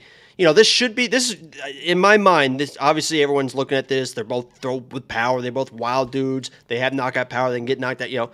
It seems very obvious, right? But sometimes, and more often than not, when you get these power guys in there, they just stare. Especially early. It's staring because they both know the power that each one possesses. Now, I think Claudio is probably going to push that pace, right? I don't think Claudio is the type of guy that's going to stop and stare. But you never know how people are going to react with UFC debuts with a guy like Abdul Razak Alhassan in front of him. Sometimes you get in there and you freeze a little bit because that dude is an absolute powerhouse and he throws with power. The difference is in this fight is... And I'm not going to pick Abdul because I'm going to say, if he uses his judo, if he uses, this and this, he's not going to use it, right? We can't trust him to use it at this point. So exactly. I'm not going to pick him being like, I hope he uses it. I am going to pick him in this fight. And I do have for premium members for this bet, we have a great bet. I have a great bet for this fight for premium members. So become a premium member. It feels like you mentioned it, almost like an albatross bet. If you think this is a first-round bet, this is like a safe play. Become a premium member. Find that. If you guys are premium members, check out the bet I put for this fight because I think it's fantastic. But I'm picking Abdul because I think he's a little bit more technical. I don't think there's any doubt. I think you would agree he's a little bit more technical striker.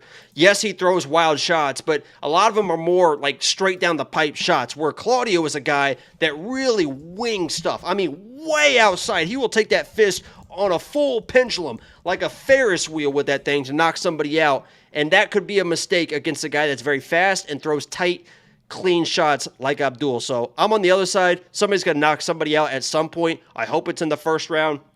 I just think it's Abdul with a little bit more technical striking, but, you know, I guess I don't hate the money line bet, but I mean, you're flipping a coin. I don't think it's a coin flip. Hence why I did that. I think Ribeiro just absolutely Why didn't you say that out loud? You put something in the chat. I don't know why you didn't say it out loud. Because we can't say the F word anymore. You called it albatross like an idiot. It's arbitrage. Arbitrage bet. Arbitrage. An arbitrage bet is when you can get plus money. Lose.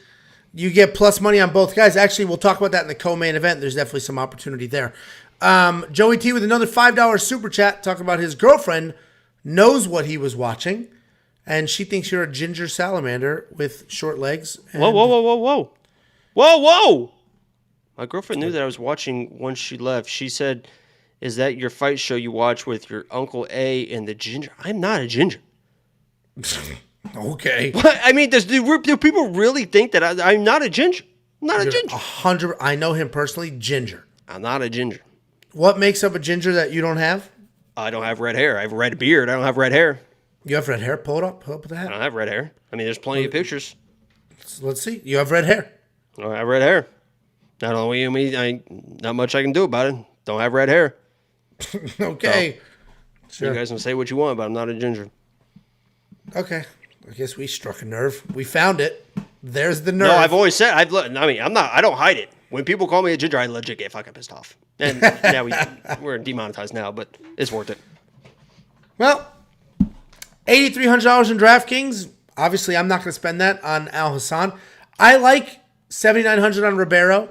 I know Josh and I talked about this for cash games. He thinks it's a little risky. Maybe I'm way too high on Ribeiro here. I just think this is set up specifically to showcase him, and I think he's going to come out. It's not like if they wanted Abdul to showcase him, they'd put him against somebody with no power. Abdul's got as much power as anyone else. No, it's going to be a fun fight. It's going to be a fun fight no matter what. Abdul's got a ton of power, and he's very talented. I just, I don't know. Yeah, Zester gets it. I like Claudio here, and I'm pretty confident in that. So $7,900 I will spend. Would you spend $8,300 on Razak Alhassan? No, I think it's a coin toss fight. I think that he finds the shot, but I'm not going to argue if you think that Claudio wins. I have bets on become a premium member. All right. Well, and Zester gets it. If you look at his comment, not red. Check his peanuts. The blue. And Angelo knows that as well. He's seen him up close and personal. No. Well, that was a long pause, and I think everyone knows why. Because of my flashbacks, and you see a little smirk that came on his face too. He was thinking about him. He was like, "Oh yeah." So I even acknowledge that nonsense. Next up at UFC Vegas 67, we have one of the more interesting, one of the more controversial fights on the card. It's not very controversial, but a couple question marks here. We have Umar Nurmagomedov taking on Hani Barcelos. Umar Nurmagomedov, 15-0. He is undefeated in his career. He's got 3 wins in the UFC. Hani Barcelos, 17-3 overall. He's 3-2 in his last 5. He's coming off that incredible win over Trevin Jones. Incredible because it was just sheer domination start to finish. Listen, Umar is truly a Nurmagomedov. We break down other Nurmagomedovs. We say, Saeed Nurmagomedov's not typical. He's a striker. No, Umar is a Nurmagomedov. Tons of wrestling, nonstop chain wrestling. He's got 9 takedowns in 3 fights. 15 minutes of control time in 3 fights with 2 submissions. He's a decent striker as well. It's 90% kicks, but he's a decent striker with those kicks, manages range. Hani Barcelos is incredibly well-rounded. He is a 5-time Brazilian national champion wrestler. 5-time Brazilian national champion wrestler. Timur Valiev went 0 for 6 in takedown attempts against him. He has a 93% takedown defense. I think he's the real deal. He's a very good striker. He's got very real power in his hands. He's an incredible wrestler offensively and defensively. All of that being said, I think Umar wins this fight. The only reason I think he wins the fight is because I think he is going to be relentless with the wrestling. I think it's just going to be nonstop diving at legs. I think Hani's going to be able to defend a whole bunch of them, but not all of them. And I think that's going to be the difference here. I think this line is absurd. Minus 950 is absurd. We broke down, what was that, 2 fights ago we broke down? We broke down Nick Fiore and Mateus Rebecki. Nick Fiore is a 6-0 regional guy who, as Jacob said, 2 of his 6 wins are against a guy that has 100 losses. And you can get Rebecki at better money than Umar, and Umar is fighting a 5-time national champion wrestler with solid hands and a BJJ black belt. I think Umar is going to win this fight. I do not think he's going to look like a minus 950 doing it. I think Hani Barcelos is the more dangerous guy. I think Hani Barcelos is the more well-rounded guy. But Umar is so relentless with that one thing, he's going to end up getting the decision. So I like Umar to win the fight. He is not in. We do the safety parlay for premium members. He's not in it. Not at these odds. This doesn't do enough for your money to be worth it. What are you going to do? Get an extra $0.50? Like, it's not worth parlaying minus 950. And lots of times when I look at bets, sorry, it's a rant. Lots of times when I look at bets, I look at the opponent, right? Yes, Umar is very, very good.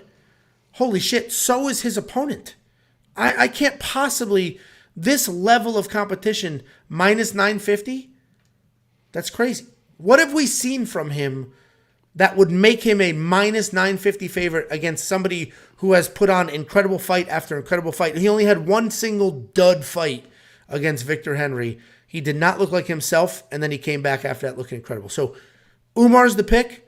These odds are freaking nuts. These are nuts. You shouldn't be touching him. He should not be in a parlay. Just ignore that this fight is here. What do you think? I do have a bet on... Sorry. I do have a bet on this fight that I'm very, very confident in. I'm going to save that for premium members. Maybe I'll showcase it Friday. I'll let you know what it is. After the line takes off. Did you already place it? I'll let them know what it is. I did. I will take it out of your pay. Oh, yeah, I see it now. Oh, yeah, that's a great one.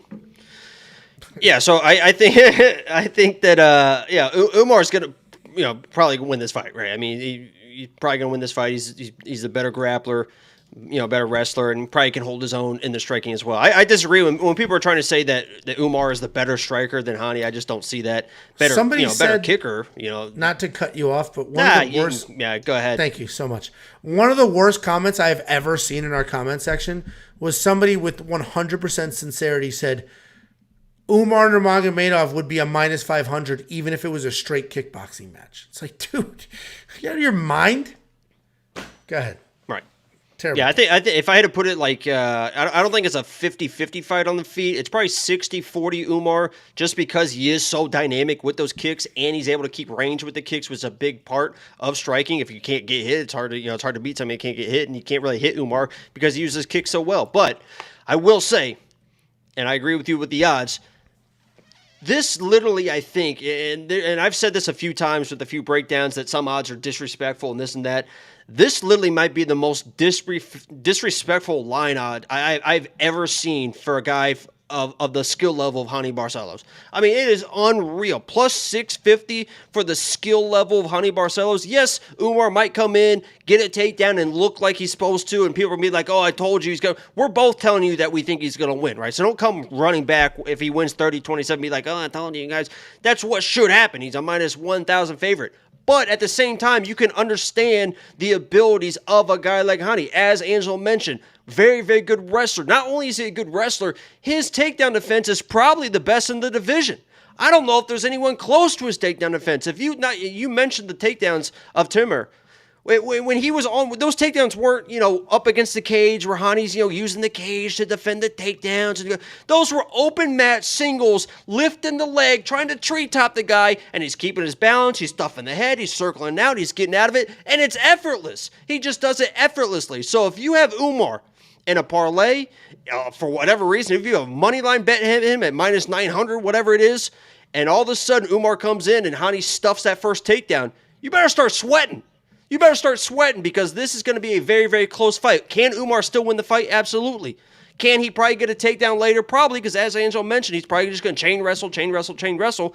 But if that first shot gets stuffed, you better start sweating a little bit on that money. That's all I'm going to say. But I think Umar wins, but let's put some respect on Hani, man. I agree. I think that's a good way to word it is I don't know if we've ever seen a more talented guy with these odds. Like, who have we ever seen, or girl? This would be, who have we ever seen with this skill level at these odds? This would be, if you put the opening odds for this fight, it would probably look the same. And I agree, the underdog would be the more talent, maybe the more talent, and the super dangerous guy is a fight between me and you. I think people would put the odds at minus 900, minus 1,000, but people would look at the value of me and be like, this dude? Minus 650, minus 600? Let me cash out my 401k and put it on this guy compared to this guy. Because, I mean, the eye test doesn't lie. The kid that's allergic to the sun. Congrats. Anyway, we both like Umar to win. $9,300 in DraftKings. I'd rather spend the $94 on Rebecki. So, you know, he probably does win. And if he wins, it'll be takedowns, controls, and if you think he dominates, spend the $9,300. I probably won't. I feel like if I threw him in my lineup at $9,300, I would just be going against everything that I just said. I think he wins, but I think this is, I don't.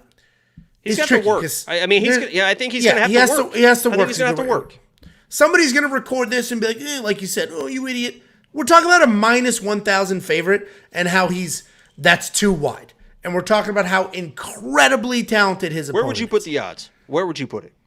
They made a lot more sense when he was a minus 350, minus 400. And even then, I'm like, minus 275 is probably in my mind. And even that feels disrespectful to Hani, honestly. I said it in my quick picks video. I forget what the odds were. And I'm like, these are wide. And that was 2 weeks ago. Or 3 weeks ago, whatever it was. You get those out early, man. You do a great job for the people. Thank you so much. I appreciate that. You're welcome. And you know what? You guys don't see Tapology on this screen. Show me Tapology. It's not on this screen. These are custom graphics. Oh, my God. These are custom graphics. Together? Look at the stats. I'm going to get this on Tapology. This isn't a screen grab and some random. Look at the LEDs in the background. I mean, this is. Look at the Duck Hunter. This is top-notch stuff. Oh, Buck Hunter? Oh, that's right. Yeah, Duck Hunter. Jesus Christ. Anyway, we both think Umar's going to win. We both think Hani Barcelos is incredibly talented, incredibly tough, and this may not be the showcase fight for Umar that you think it's going to be. Minus 950, that is not somebody you parlay. You leave that alone. You do not get the risk that comes with the benefit is just not worth it. You don't do it. You leave that alone. Minus 500, parlay him. Minus 950, leave him where he is. Monkey Knife Fight Strickland, 75 to 55. I think this is a tough fight, as do you. I'll word it differently. You said he's going to have to work for this. I agree. He's going to have to work for this. It's probably a more with Monkey Knife Fight. What do you think? Yeah, and if he comes in and dominates Hani, it's like, oh. Yeah, obviously then he's that guy. Yeah, already. I mean, Umar's already that guy, right? He's got the name. He's got the record, the perfect record. But if he really makes Hani look awful, I mean, that's going to be very, very impressive, especially on the ground. I mean, if he's able to just scoop him and take him down, that's very, very impressive. As far as Monkey Knife Fight, I think it's probably less. I think it's a lot of holding, working for takedowns. He gets them, but he can't get them down, and then he's popping back up. He's on his legs. He's holding them. I think there's a lot of holding, a lot of hugging, a lot of nut sniffing. I mean, it could be. It'll be interesting. They're both busy strikers as well, though, and this could be a very surprising fight where they both are just striking the whole time. Umar could have one or two takedown stuff and say, "Forget it. I'm a good striker. Let me strike." And it could just be that. Yeah, he definitely doesn't force it. Like, once he gets to that rhythm, right, he'll chain wrestle and stuff like that. But it's not he's like not desperately diving at legs. Right. Yeah. And he'll feel it. In this first takedown attempt, he'll feel, I don't want to be here. Or, oh, no, I got it. So, anyway, that's the breakdown for this fight. A lot going on. And I do have a bet that I'm very confident in, that I'll either make some money or get a refund. So check that out. If you're a premium member, weonpicks.com, click become a member. If you're not, next up at UFC Vegas 67, we have Ketlen Vieira taking on Raquel Pennington. Ketlen Vieira is 13-2 overall. She's 3-2 in her last 5, coming off the win over Holly Holm, the controversial win. And she's taking Raquel Pennington, 14-8 overall, 4-1 in her last 5. She is riding a nice 4-fight win streak. This is another interesting fight. This fight makes a lot of sense to me. These odds make sense. DraftKings pricing makes sense. Everything here makes sense to me. They're actually pretty similar fighters in style. Ketlen Vieira is a little more powerful. She'll come forward. She's more of a striker in style, but she's got very good judo, very good top work. She comes forward, throws heavy, looks to tie up and work. Raquel Pennington loves to come forward, doesn't necessarily throw heavy. She's a busy striker, but she doesn't throw with a ton of power. She wants to get you to the cage, control you from there, hopefully take you down, but she doesn't have the greatest takedowns, but she has incredible control, if that makes sense. We just watched Ketlen win an incredibly close fight that a lot of people think she lost to Holly Holm. Raquel Pennington and Holly Holm will have the same style in this fight. Holly Holm did not fight a Holly Holm fight, right? Holly Holm is a professional boxer that transitioned to MMA. She likes to use range and touch and go. In this fight, it's almost like she wanted literally nothing to do with Ketlen's power and said, let me hold her against the cage instead. The judges did not like that, and I feel like that's what Raquel Pennington's going to do as well. She's going to try to come forward, clinch, try to get Ketlen against the cage, and then rack up control time and be busy from there. Ketlen has phenomenal judo. She's got good power. She's busy in the clinch. She doesn't just hang out. She's elbowing, uppercutting. She's working in that clinch. I like Ketlen to win this fight.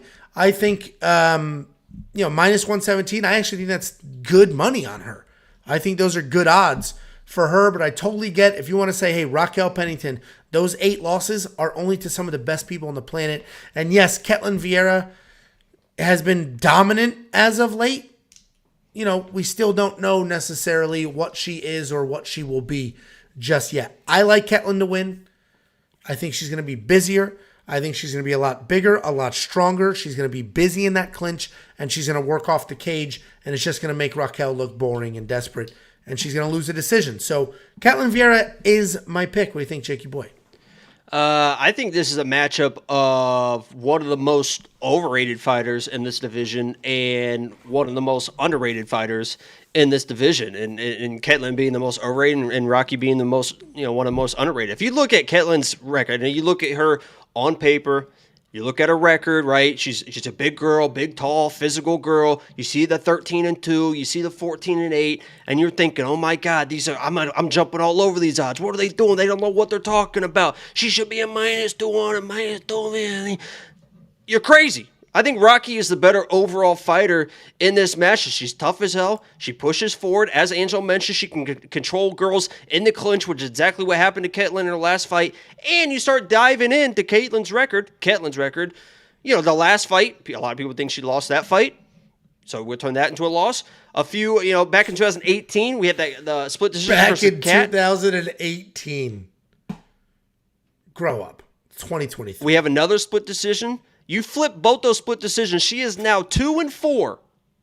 2-4 in her last 6 fights, with those wins being against Sijara Eubanks, a decision win, and a decision win versus Miesha Tate.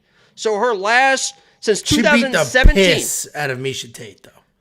Since 2017, the only true, real wins that she has, if you want to say actual wins, are against Sijara Eubanks and Miesha Tate. I think that's a pretty. Hey, why don't you tell us Raquel Pennington's last few wins and how many of those people are still even in the UFC?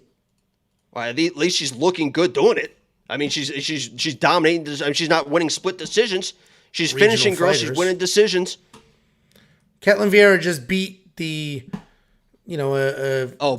former champion, and Raquel Pennington beat non-UFC fighters. And I'm telling you right now, Rocky's now I'm in a position where I'm not done with my breakdown. I'm now in a position where I think her stand-up is much better than people give her credit for as well. I know a lot of people mention the Muay Thai clinch. She loves those clinch positions. And I know it was Aspen Ladner last fight, but her striking looked very, very crisp. I mean, the head slips, the combinations. I think Felder and DC were both saying, wow, I mean, she looks very, very sharp in there. And Aspen Ladd, I know that she's had her issues, but when she actually makes a fight and she fights, she's not an awful fighter. I mean, she knows what she's doing there. You saw her, she went to the PFL, and she's kind of dominated. So, yeah, I'm picking Rocky in this fight. I think she's the better fighter. I think Caitlin is overrated. She's a big girl. You mentioned the power. She didn't have any power. I don't think she had any power. Her judo is like just a whizzer kick. That's all she wants to do. She got one thing. Rocky's been around. She knows what to expect. She's a better overall fighter. She's going to find a decision win. Listen, I'm not going to... See, that's what I was saying. I don't want to be in this position where I'm like trashing Raquel Pennington because she's phenomenal. I agree with you. She's a phenomenal fighter that has fought the best on the planet for the last 10 years. And she beat Misha back when Misha was Misha. No, listen, I'm not gonna disparage Raquel Pennington. That's not what I'm gonna do. I'm just saying I think the guard's starting to change here. I think Ketlin's gonna win this fight. She's busy in the clinch. She is big. She's got the judo takedowns, the takedown defense, and I'll bet on this one. Straight up, $100. Hold on, yeah, we'll do $100 straight up. Okay. I've won the last 4 of those that we've done. Okay, numbers, just made up numbers. All right, I'll just go through Venmo real quick, and that's it. Yeah, take your teeth out. Sure. Put your club foot on the line. Bet your club foot. Yeah. I want those ventures. I don't even know where the hell I was. I like getting the win. You like? You were saying something that was going to be incorrect.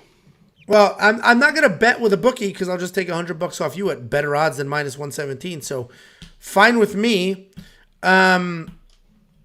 Do you like Monkey Knight or DraftKings for Raquel Pennington at 8,000? Because if Raquel Pennington wins, she may score well. December 17th, I lost. November 13th, I won. November 5th, I won. November 3rd, I won. Shut the there's absolutely no effing August way. 21st, I won. Dude, there's so much you're leaving out there. It's not. I'm looking at it right now. Okay. December 17th, I lost. Okay. There it is, -100. November 13th, I lost. Because that's when you sent it back. But that's November 5th, I won. 2 right there. Okay, so you just listed the last 2. November 3rd, I won. I did not send you $100 on November 3rd for it. August 21st, I won. August. July 9th, July 16th, back-to-back. Okay. Can we talk about this, please? May 21st. Wow, not a good first quarter for you. Okay. Do you like Raquel Pennington $8,000 in DraftKings worth? No, I think it's going to be a boring decision for both girls, but I'll gladly take your 100. I'll request it right now, actually. No, the most loser thing you do is you send the money. And you think that makes you so cool when you do that. No, I said that at a time. She's going to have to send me twice back. That is fun to do. If I sent you $100 right now, you would be pissed if you had to send me $200 Saturday night. And I'll be in Vegas too, and I'll get that Venmo come through. Woo! Put it all on 8. Watch it stack. Okay. Anyway, DraftKings, I agree. Neither one of them should be in your DraftKings. Monkey Knife by Strickland 82 to 86. I'm going to leave that the hell alone because I think it's a lot of clinch work. And while clinch, you can be busy in the clinch, there's also a lot of control. So I think I'm going to do less on Monkey Knife Fight or just leave that alone. I don't have any bets on this fight other than against this Muppet. I should put this on premium. I should show it on premium versus Jacob. Well, if you want I thought if you want a paper trail, that's fine with me. Yeah, because this isn't on record. Anyway, we want I said paper trail. We want stupid? .com/bets. Sign up with any one of our betting partners, make a deposit. We will send you $50. As a thank you, use our link. They'll pay us. We pay you. Very, very simple. Did you get to that donation? No. Where? Oh, Logan. Man, this is $5. We have a lot of instigators in here.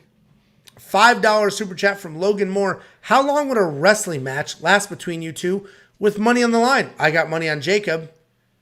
High crotch to half, 15-second tops. Jacob, show us what a half looks like. I'm not going to give away my secrets. That's what I thought.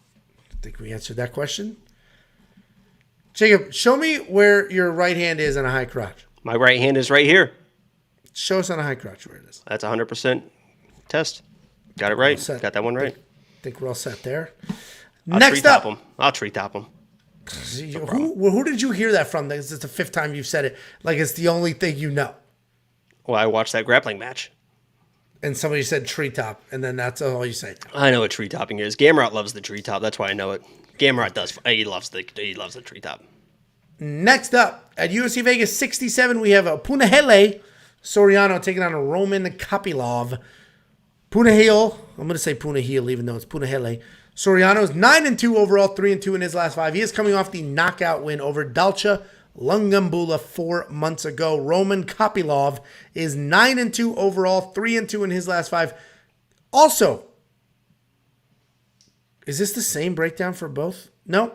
He's also coming off the knockout win. Oh, my God. Just a few months ago. ago. The teleprompter went out, guys. No. He's coming off a knockout win just a few months ago as an underdog over Di Chirico. I was just seeing Dalcha's name twice. I'm like, they didn't both just beat Dalcha?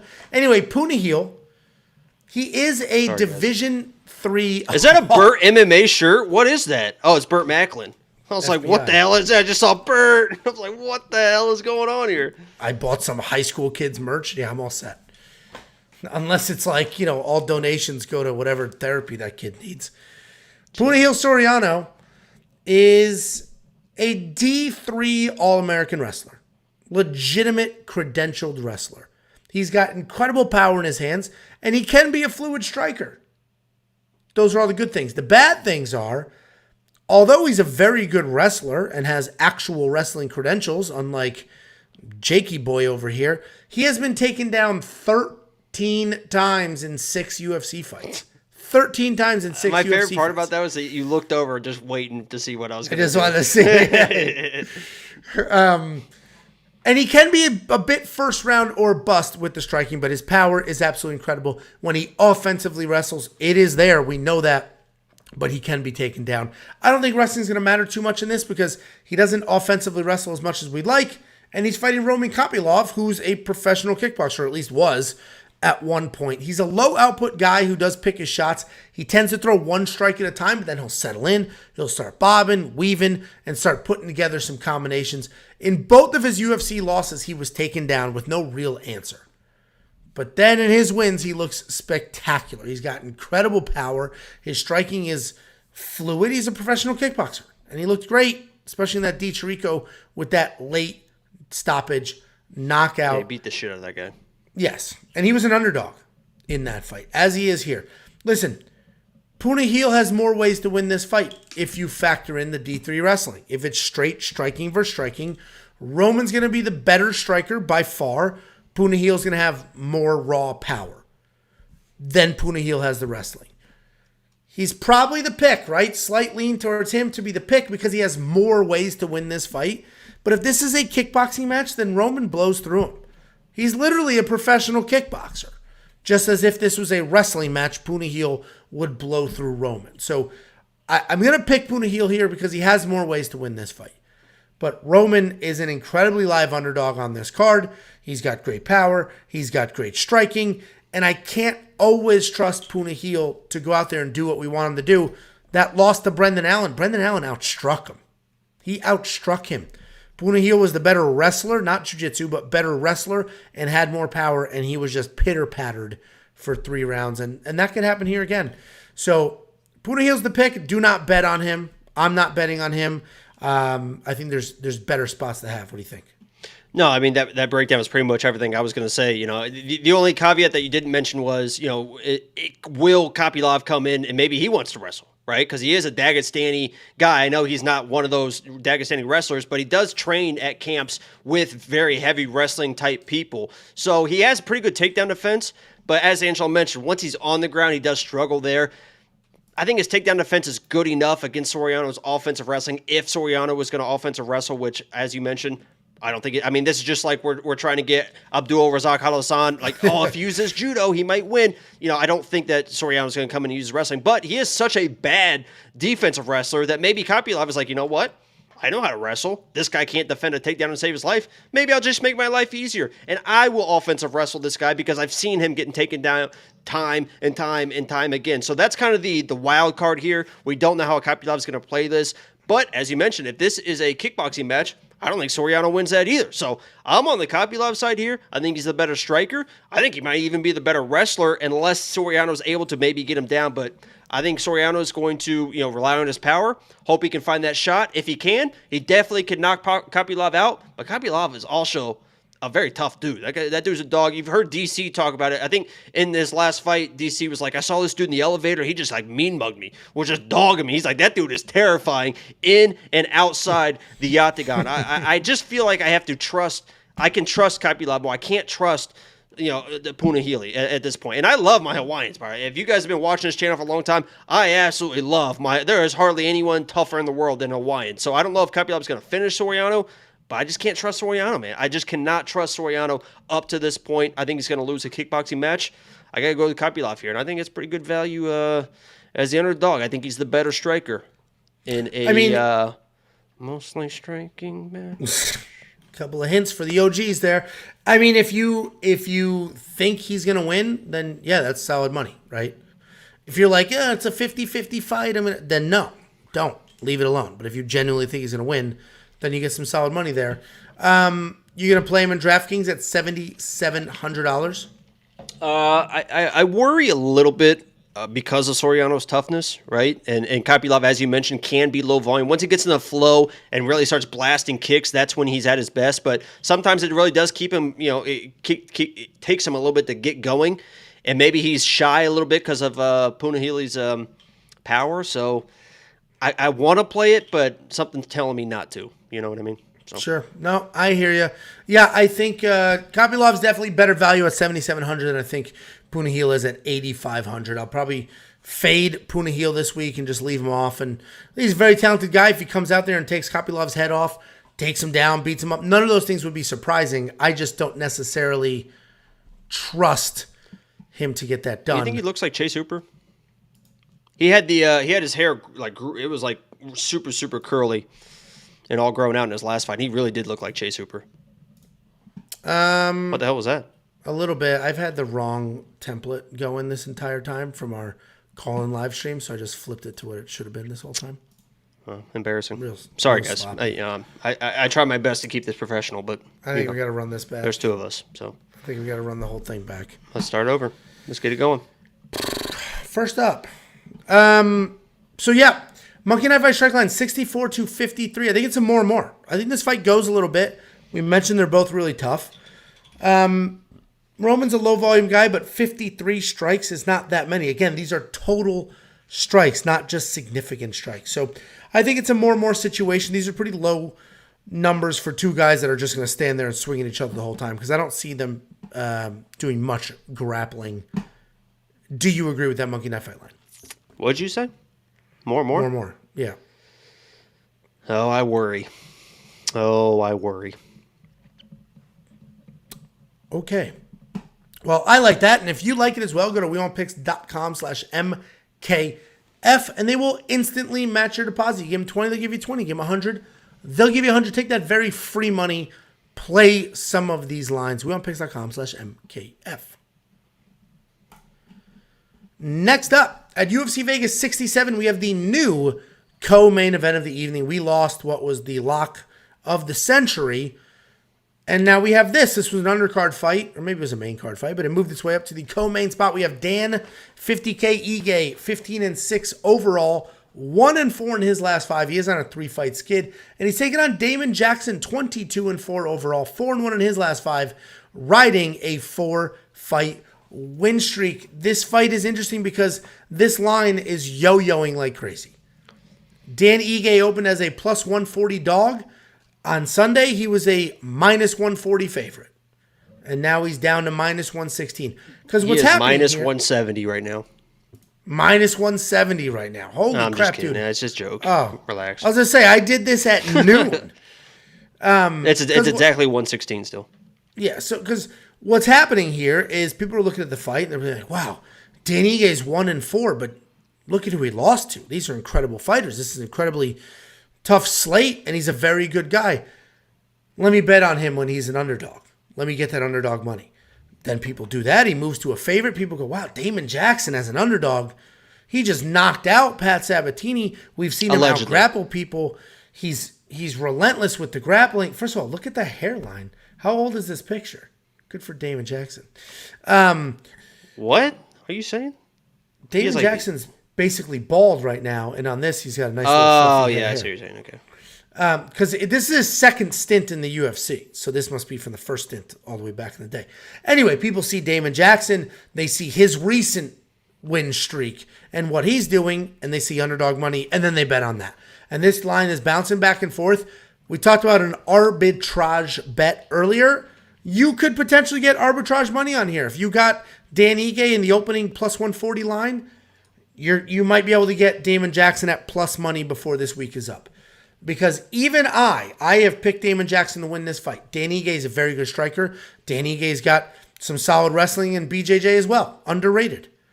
Damon Jackson is a relentless grappler who we've seen actually has a little bit of power in his hands and his feet in his last fight, but he will come forward, he will work hard, and just nonstop wrestle. Movsar Evloev just sort of beat Dan with the grappling. I think Damon Jackson could do the same. Slight lean towards Damon Jackson. Absolutely not betting on this fight. I am absolutely not betting on this fight. But even I, as the week goes on, the more I look at it, I'm like, damn, man, Dan Ige is Dan Ige. Look at the people he's beating. Look at the people he's losing to. He hasn't lost to anybody as unaccomplished as Damon Jackson, and that sounds like an insult. Damon Jackson just hasn't been afforded.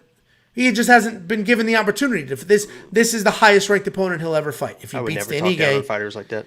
If he beats Dan Ige, then he passed that test. He hasn't been given the test yet, but Dan Ige hasn't lost to somebody who isn't ranked in however freaking long. So Damon Jackson's still going to be the pick, but man, Dan Ige, it makes sense. These odds make more sense than the opening line odds. What do you think?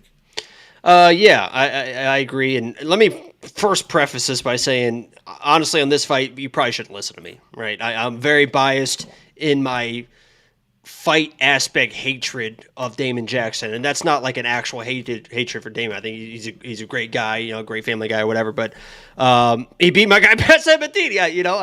That's my absolute one of my favorite fighters. He came in and knocked him out. And I thought Pat Sabatini was going to out-grapple him in that fight. He got knocked out. It is what it is. So I have a little bit of biasy against Damon Jackson, but I will say both these dudes are absolute dogs. I mean, there is nobody tougher than Dan Ige. He's a tough dude to finish. He's going to fight at the very end, even in the Evloev fight at the very end. He's still getting back to his feet. He's still trying. He's absolutely in there. The same with Damon Jackson. Absolute dog. Even in that Dan fight that he was dominating the first 2 rounds. Looked like he got a little bit tired. Dan got in his face. There was a little bit of trouble. Damon kind of running away. But guess who got the takedown to secure that win? Damon Jackson. He looked very, very tired. Dan was the one pushing forward. Damon Jackson pushed through, was the dog in that 3rd round, and got the takedown he needed to secure that win because it looked like he was in a little bit of trouble. So both these guys, I respect both these guys as fighters, absolute dogs. But I'm also glad that the odds reflect that Dan Ige is probably the better fighter. I mean, he just is the better overall fighter. He's a very good grappler, right? Black belt. But his striking is actual technical striking. And that's not to say that Damon Jackson can't come in here and knock out Dan Ige. It would be very tough to do. But, he is just the more technical striker where, Damon Jackson is one of those. And it actually works out well for his wrestling because he kind of like head down, blitzes in, throws power. He lands power. He can stun people. But he uses that blitz in with the power to get to those takedowns. And he is a very, very good wrestler with good takedowns. So, I break this down and did the same thing you did. I go back and forth for my hatred for Damon Jackson as a fighter for knocking out my dude Patty. I'm a big fan. I've been talking about Dan Ige for, if you guys watch this podcast, in the very beginning, every time we break down a Dan Ige fight, I absolutely love Dan Ige. So my heart and my mind tell me Dan Ige. I'm going to respect the run that Damon Jackson is on. I'm going to respect that he took the throne away from Pat Sabatini. I'm going to put the crown on Damon Jackson, and I'm going to pick him for this fight. I'm going to respect the run he's on, and I'm going to keep picking him until he loses. I'm going Damon Jackson. Yeah, listen, I'm surprised. I thought you picked Dan Ige. No.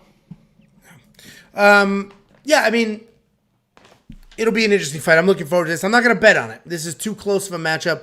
Too many arguments to be made on either side. I should make Damon my lock of the week. He beat the lock of the week. He should be the lock of the week. He just takes the lock of the week with him. I think It's going to be a fun fight. It's going to be a fun fight. It's a close fight. Dan Ige could absolutely starch Damon Jackson. We could be like, oh, yeah, that's right. That's why he's been ranked for as long as he's been ranked. That makes sense now. Or just get taken down and just grappled. Because the argument against Damon Jackson is he basically struggled with Dan Argueta, who was a short notice opponent. He didn't struggle with him. He didn't struggle. His significant strikes were doubled. Well, that's because Dan was punching him like this in a body triangle, literally. Those aren't significant strikes, though. I mean, they were pretty significant. But they're not counted as significant. Yeah, they were, because that's the only thing that happened. He was on the feet to land 100 significant strikes, I'll tell you that. I hear you. But anyway, we're both on the Damon Jackson side, but no bets, right? You're not confident enough to bet on it? Well, have they? I don't think they've dropped props for this one, have they? No, they haven't dropped props. No, I might look at something. Yeah, I might look at something might catch my eye, but as far as right now, no, I'll probably just. Well, and Dan Ige doesn't really get finished either. No, so then we have Damon Jackson. Do we have Damon Jackson who has been finished? Dan Ige who's never been finished. So it's a tricky fight. Don't touch it. Just leave it alone. Let it go. And then so yeah. And then we have Top Tier talking about one of the premium benefits that we don't really mention very often is we pick the round lines for every single fight. Every single fight.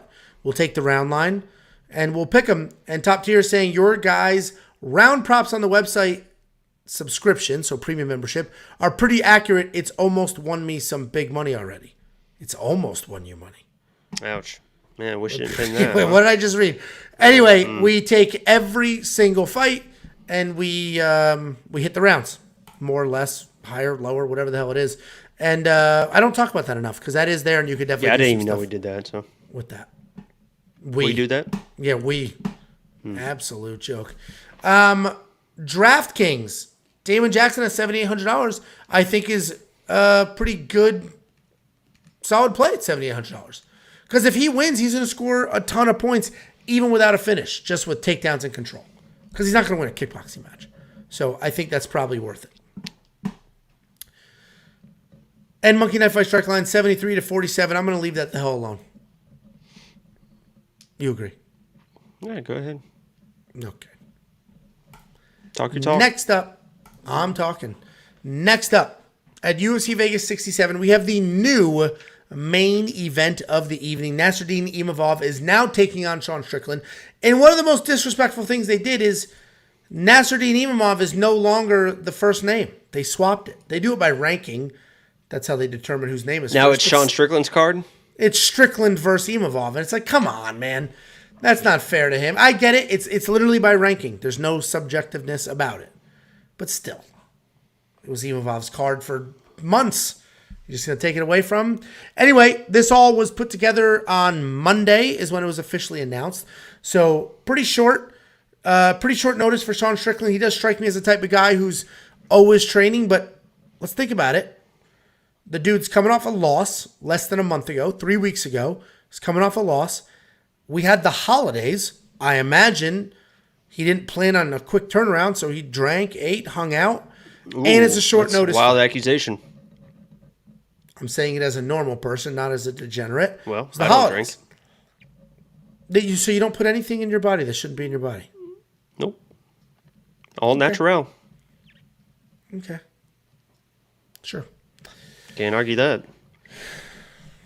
Is it natural? Yeah. Everything natural. Oh, yeah? Yep. How do you put it in your body?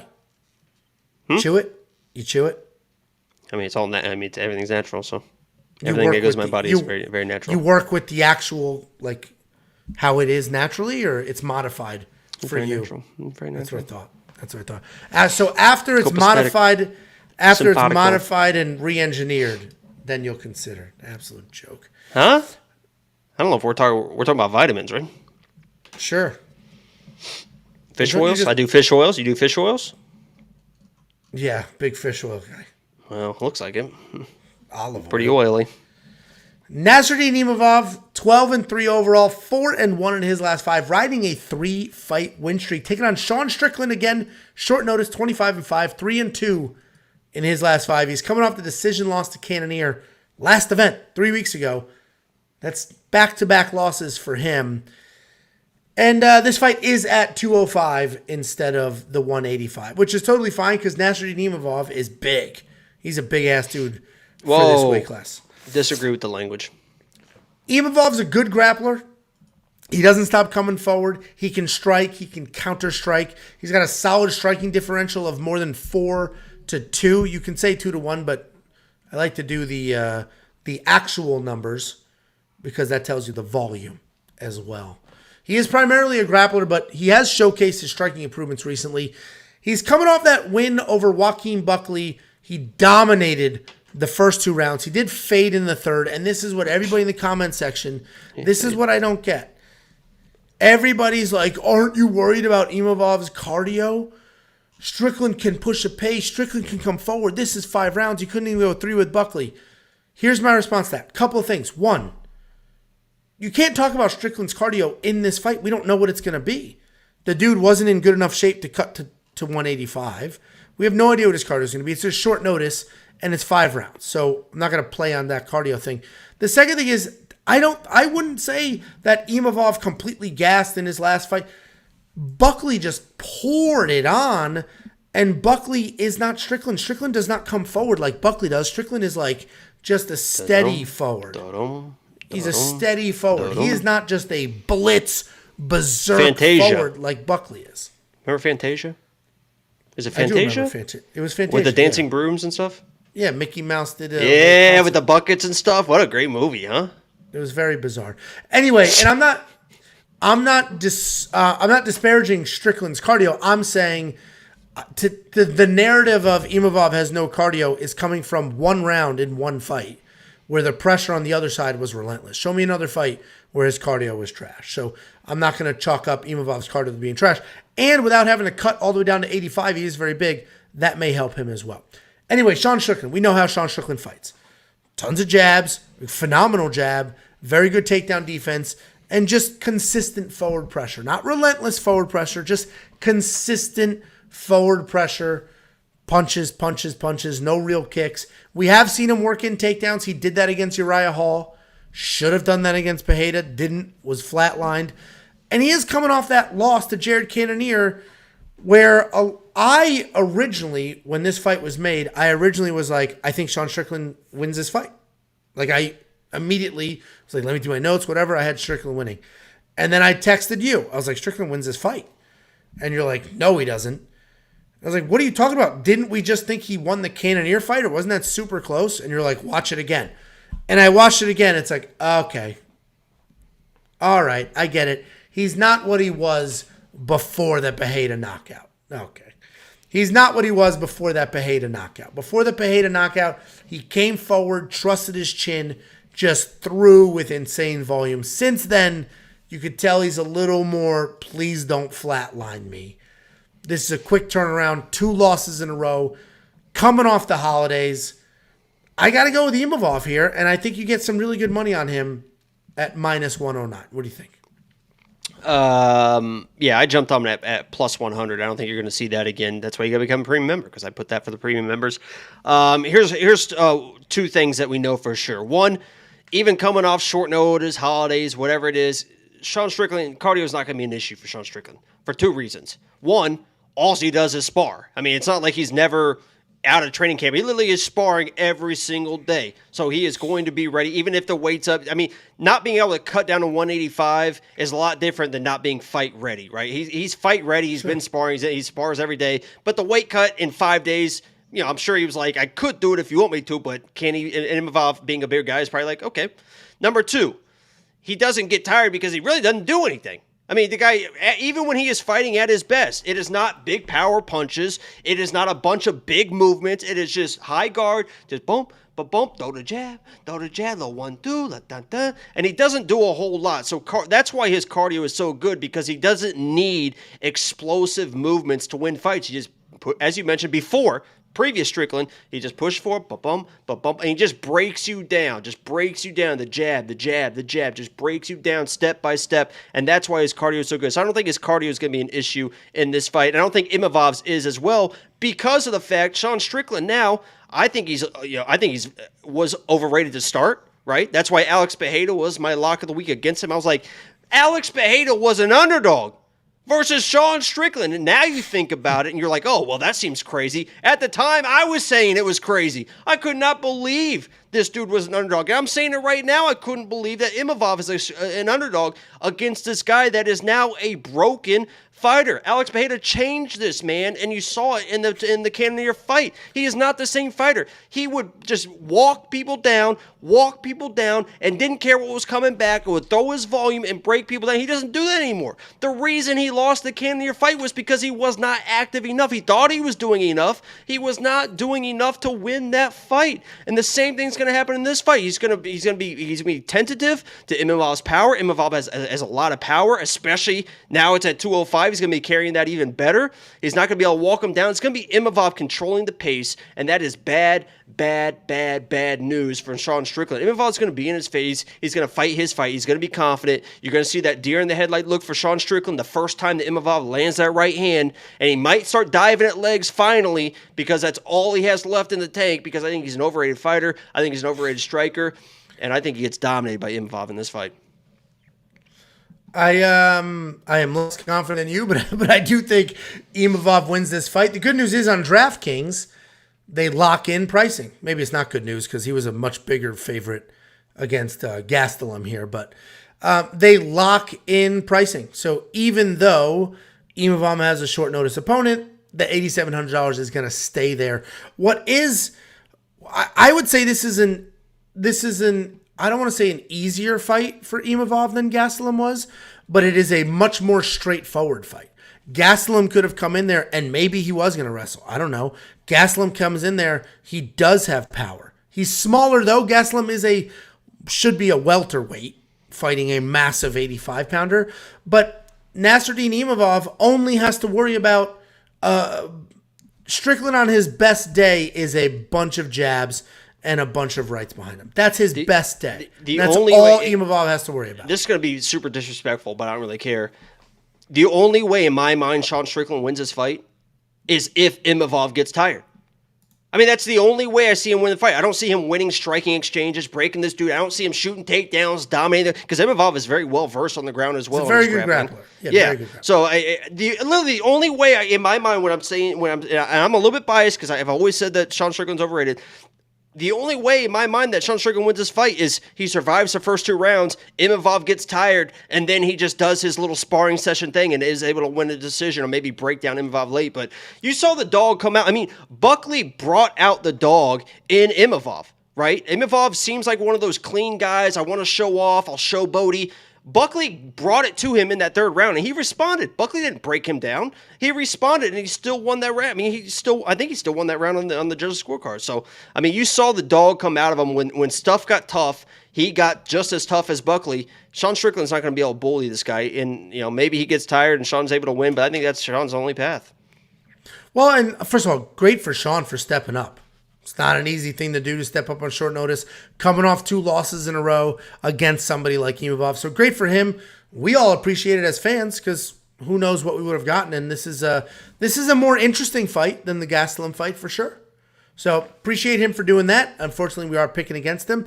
I don't have a bet. Jacob does. If you're a premium member, you've seen that bet. You saw it at plus money. And the movement alone, if you have $10 units to go from plus 100 to minus 109 is essentially 1 free month of premium membership. So become a premium member now. It's only $10 a month. That's it. It's $10 a month. And I'm going to keep it at $10 a month forever. Twitter Blue just went from $7.99 to $11 a month. I saw that. That is funny. The only reason I have it for We Want Picks is because we upload the videos and Twitter Blue gets you 10 minutes of video to upload. So that's why I have it. The only reason I have it is so when I tweet at girls, they see a blue check mark and they think, oh my God, this guy has 1,000 followers and a blue check mark. He must be somebody. And he damn right I am. I'm him. Well, there you go. Well, congratulations. Hopefully that's working for you. It's working great. I can tell that your spirits are up. Anyway, it's $10 a month. We're never going to touch the price point. We talk a lot about the bets, but it is far beyond just the bets. We have a DraftKings optimizer, DraftKings Plays, player rankings, salary rankings, our dog, our value, all of that stuff. Same exact content for FanDuel, ownership projections, prize picks, underdog fantasy. There's so much content there for $10 a month, even if you have never bet on a fight in your entire life. WeOwnPicks.com. At the top, click Become a Member. Everybody's shitting on my... listen, I did move. I moved during the break. Still settling in. I put up the... We're still settling in here. We're still settling in. My daughter taped pictures on her wall. Absolute ass clown. Guys, you heard the premium pick, the premium speech. I'm not going to do that again. But for $50, wait, all did you need to do... Revenant's donation? Are you just going to skip over that? I saw it and then I forgot, and then I saw there was a semen joke in it, so I'll do it right after this. I'm the only person that cares about you. Everyone in the chat. Well, I mean, in fairness... I'm the only one that cares. No, that's, I think you would admit that between both of us, I'm the one that cares. I just wish you worked harder, frankly. Well, for being real. Everyone loved that thumbnail. Took me a few hours this morning. How many times have I asked you for thumbnails and I don't get anything in return? I make myself a new thumbnail every week with my quick pick video. And then I just get an LOL. So why can't you make one for me? Because I don't have those same skills. You asked premium. for a template. I gave you a template. I update. Tell you what. You're not going to make my thumbnails anymore. I'm not updating your premium anymore. Go in there and update it. All right. Well, if you want to become a premium member, just go in Discord. I updated there. Connect your account. We have over 1,000 premium members, and I'll have to check the numbers. They're not all linked in their Discord. Well, sounds like a them problem. Do you guys see the difference? You see the difference? Well, join Discord. It's not that hard. When he cares the most, you see the difference? It's incredible. You guys want $50 free? Go to WeWantPicks.com. Did you even read the donation? I will in a second. I saw sperm, and it was like, let me hold off and do Revenant, it at the end. Holy shit. Revenant gave me a Ryan Hall card. On display back there, by the way. Underneath the lights. I can't poke. There we go. One. There, right there. You guys want $50? Go to WeWantPicks.com/bets. Use our link. Make a deposit. We'll send you $50. Revenant, talking about ejaculate. 11-11 from Revenant. Let's start off the year right. We need to return the wall of shame. He's not going to do the wall of shame because he's lazy. I think we've gotten to that. Yeah, it just gets played out. Why did the sperm cross the road? I'm all about pushing boom, boom, new ideas. I don't just read the same teleprompter every week. Why did the sperm cross the road? Because he put on the wrong pair of socks in the morning. Thank you very much, Revenant. Thank you, everybody else, for the watch. Jacob. Whoa, we got another one. $2 super chat from Top Tier. Hope you guys make these videos for a while. Hopefully. It's been... as long as Angelo's heart holds up. It hasn't been 2 years yet. So we're not even in 2 years. We went from 0 to almost 10,000 in under 2 years. And I am much darker than... This is... Ooh. Wrong color. This is the... It's because of the white light. Somebody said I need to go tanning. I agree. Jacob. He's saying GTL. If Mike the Situation goes to jail again, my vote Angelo replace him. Oh, gotcha. I just saw... Oh, yeah. I saw a tan lift. I thought he called me fat and pale. Jakey boy, any last words for the people? No, if you guys are tuning in for the first time, I appreciate you. I saw some people that said they were tuning in the first time. Make sure you like the stream. Make sure you subscribe if you are new. And look out for the inaugural 2023 Lock of the Week video, probably Thursday. Big day tomorrow. And then, no live stream Saturday because I'll be in Vegas doing my thing. Why is tomorrow a big day? Well, for me personally. What are you doing tomorrow? 10 years sober.